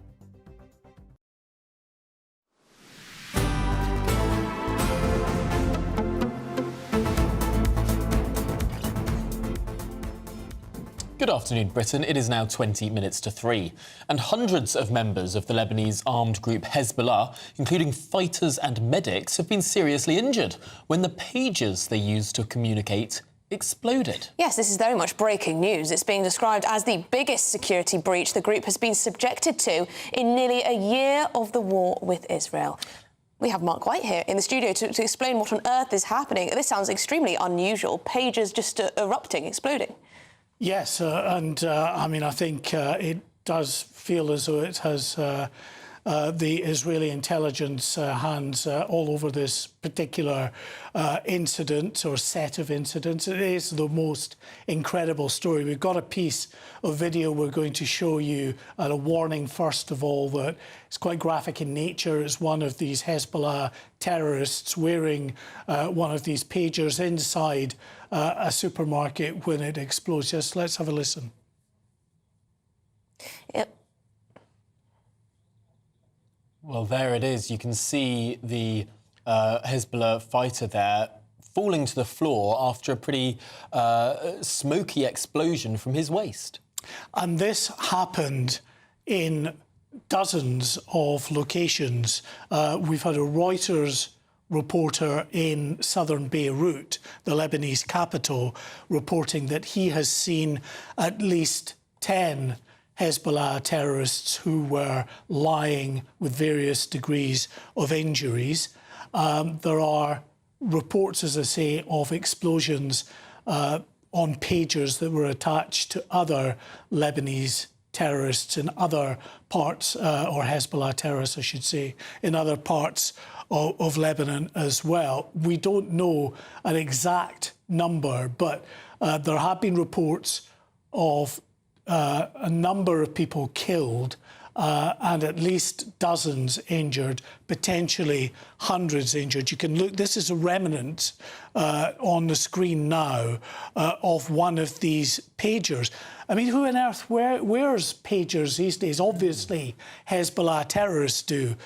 But it also raises questions of how on earth they were able to get these, because they must have put explosives in the pagers. A pager itself, even with a cyber hack, is not going to explode and do anything that would harm anybody. Yeah. They're just tiny little batteries, and so they don't have the power. So they've obviously been manufactured by someone, we suspect Israeli intelligence, that, you know, has put explosives in them and got them off into the distribution network somehow to be snapped up by willing Hezbollah fighters. It is fascinating. It's like something out of James Bond. It's the sort of operations you hear about the CIA fantasising about, with the exploding cigars for Fidel Castro, or some of the more peculiar operations in the Second World War. Remarkable to hear this, that at least a dozen, maybe more, maybe hundreds of Hezbollah terrorists wearing their pagers, going about their ordinary lives, suddenly at the same moment collapsing to the floor. And this is it, with these videos, you know, with groups of them together, you know, people in that group all collapsing and suffering injuries at the same time. And of course, you couldn't hear it because I think we'd taken the sound out of that supermarket video, but you could, on other video we've seen, you could clearly hear the sound of the explosion. So out in the streets, people just collapsing, the sound of explosions. We've seen videos of people with some quite severe injuries. And as I say, reports of these deaths. We're still in the very early stages of this. In Lebanon and Beirut and other parts of southern Lebanon, the medical services are dealing with what they're describing as a mass casualty event. Well, Mark, we'll be back with you as we learn more about this fascinating development in the Middle East. But now we're going to dip in to Brighton, where the Lib Dem leader, Sir Ed Davey, is beginning his speech.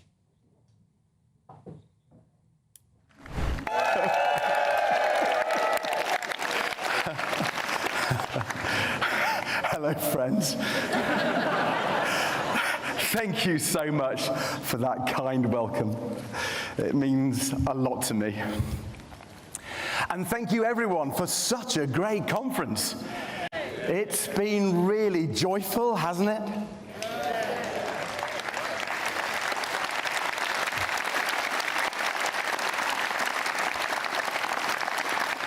Getting together to celebrate and to start planning the future. Having fun, but with a serious focus. Reminds me of our election campaign. Do you know they wanted me to wear a wetsuit today? But I said it was abseiling or nothing. So here we are, having a party. After winning our largest number of MPs for over 100 years.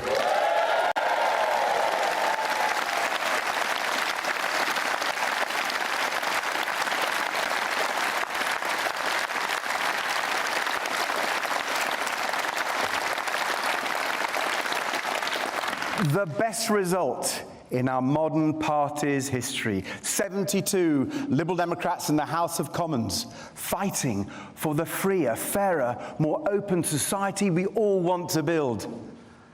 And conference, how fitting it was that the final seat to declare, number 72, was the home of one of the great champions of that more liberal society, our dear friend, Charles Kennedy.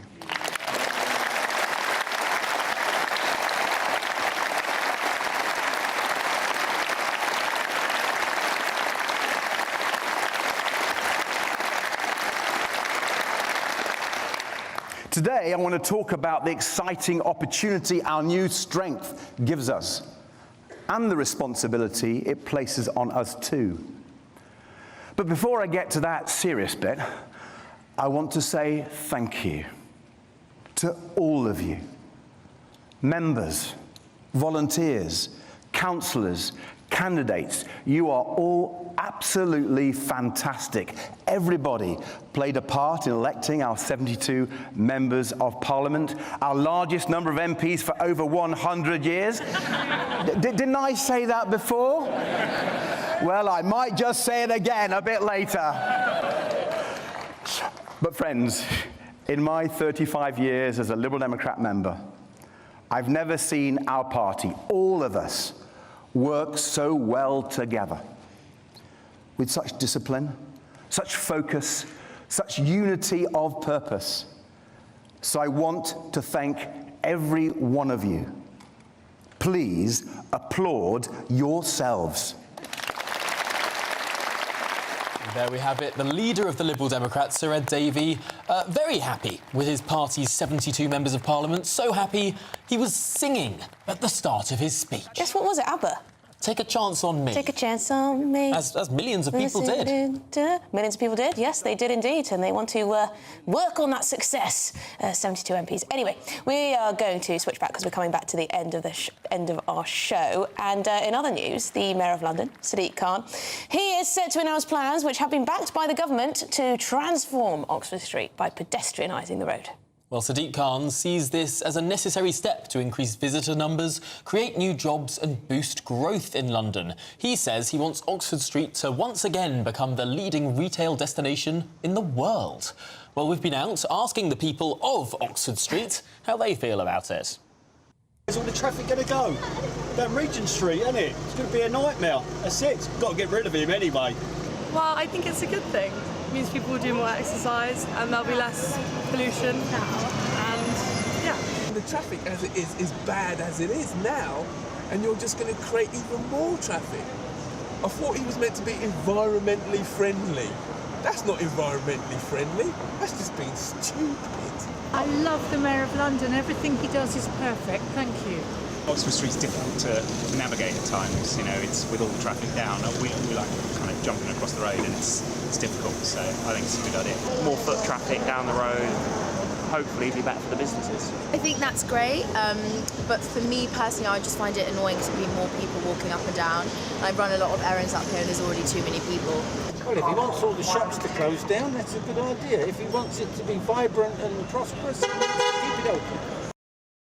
Oh, I love the juxtaposition of people who actually need to drive around the capital and those who are just, you know, enjoying it by foot. Anyway, shall we speak to the founder of Fairfield UK and anti-ULEZ campaigner, Howard Cox? Howard, is this an attack on the motorist, or is this progress? Well, first I want to say you sing Take a Chance on Me better than Ed Davey, Emily. So Thank you. I really enjoyed that. Yeah, this is, we're in a situation again, and you saw the taxi drivers and some of the van drivers saying the same thing. Traffic is already appalling.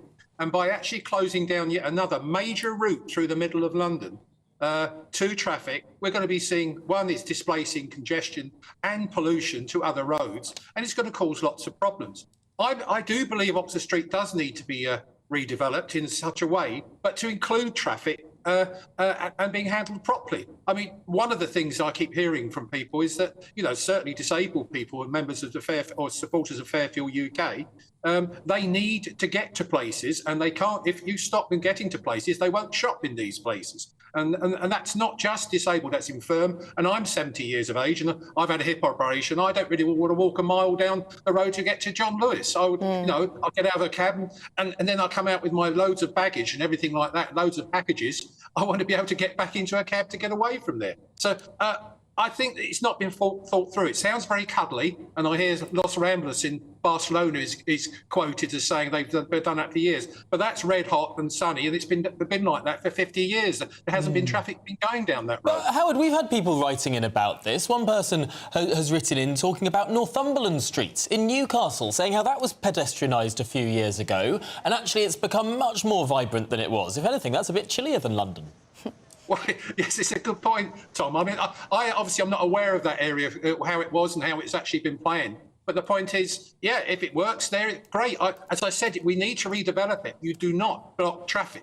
It's as simple as that. It's going to hurt businesses big time. And, you know, the thing I'd like to see stop is the millions of cyclists that go through red lights, that go ramming doing there and might be pinching your bags and your phones and things like that. That's what I'm worried about. The shoplifting and the muggings and the e-bikes whizzing round, whether this would make that better or worse, I'm not sure. But I'm not sure the comparison to Northumberland Street is exactly right. It's a much smaller street. It's a much smaller street.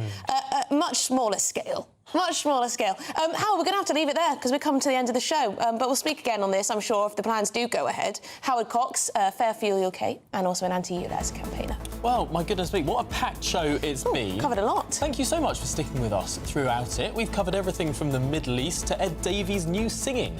But much more to come, of course. Don't go anywhere, because Martin Daubney is up next. Stick with us here on GB News. Much, much more to come throughout the afternoon.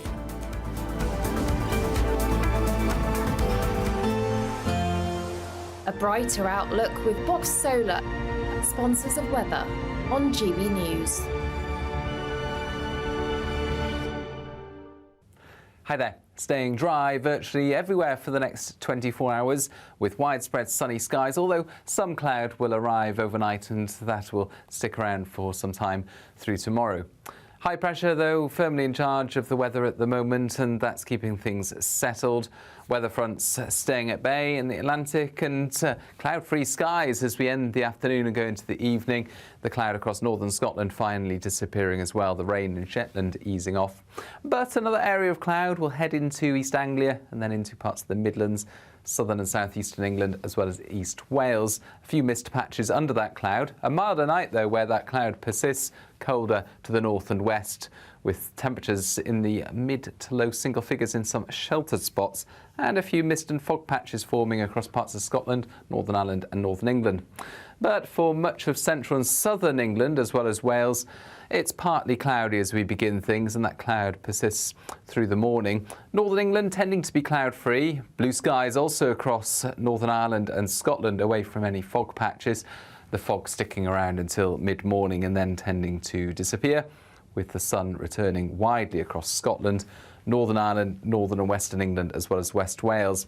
Across East Wales into the Midlands, the cloud will stick around until, say, early to mid-afternoon in places, and even then, for the east coast, there could be some lingering cloud through the day, but inland, plenty of sunshine and feeling warm in that sunshine with highs of 24, 25 Celsius across southern parts, and across northern Scotland as well, we'll see some warmth with highs of 22 or 23. Into the evening, we'll see further cloud arriving into the east and across central parts, and that becomes somewhat more extensive as we start off Thursday, and again slower to push back to the east coast. Otherwise, Thursday's a fine day, but Friday brings some showers to the south. That warm feeling inside from Boxed Boilers, sponsors of weather on GB News.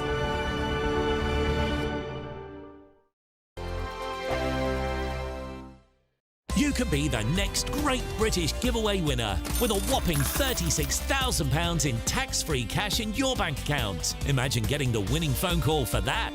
I've got some really good news for you. You've won £30,000.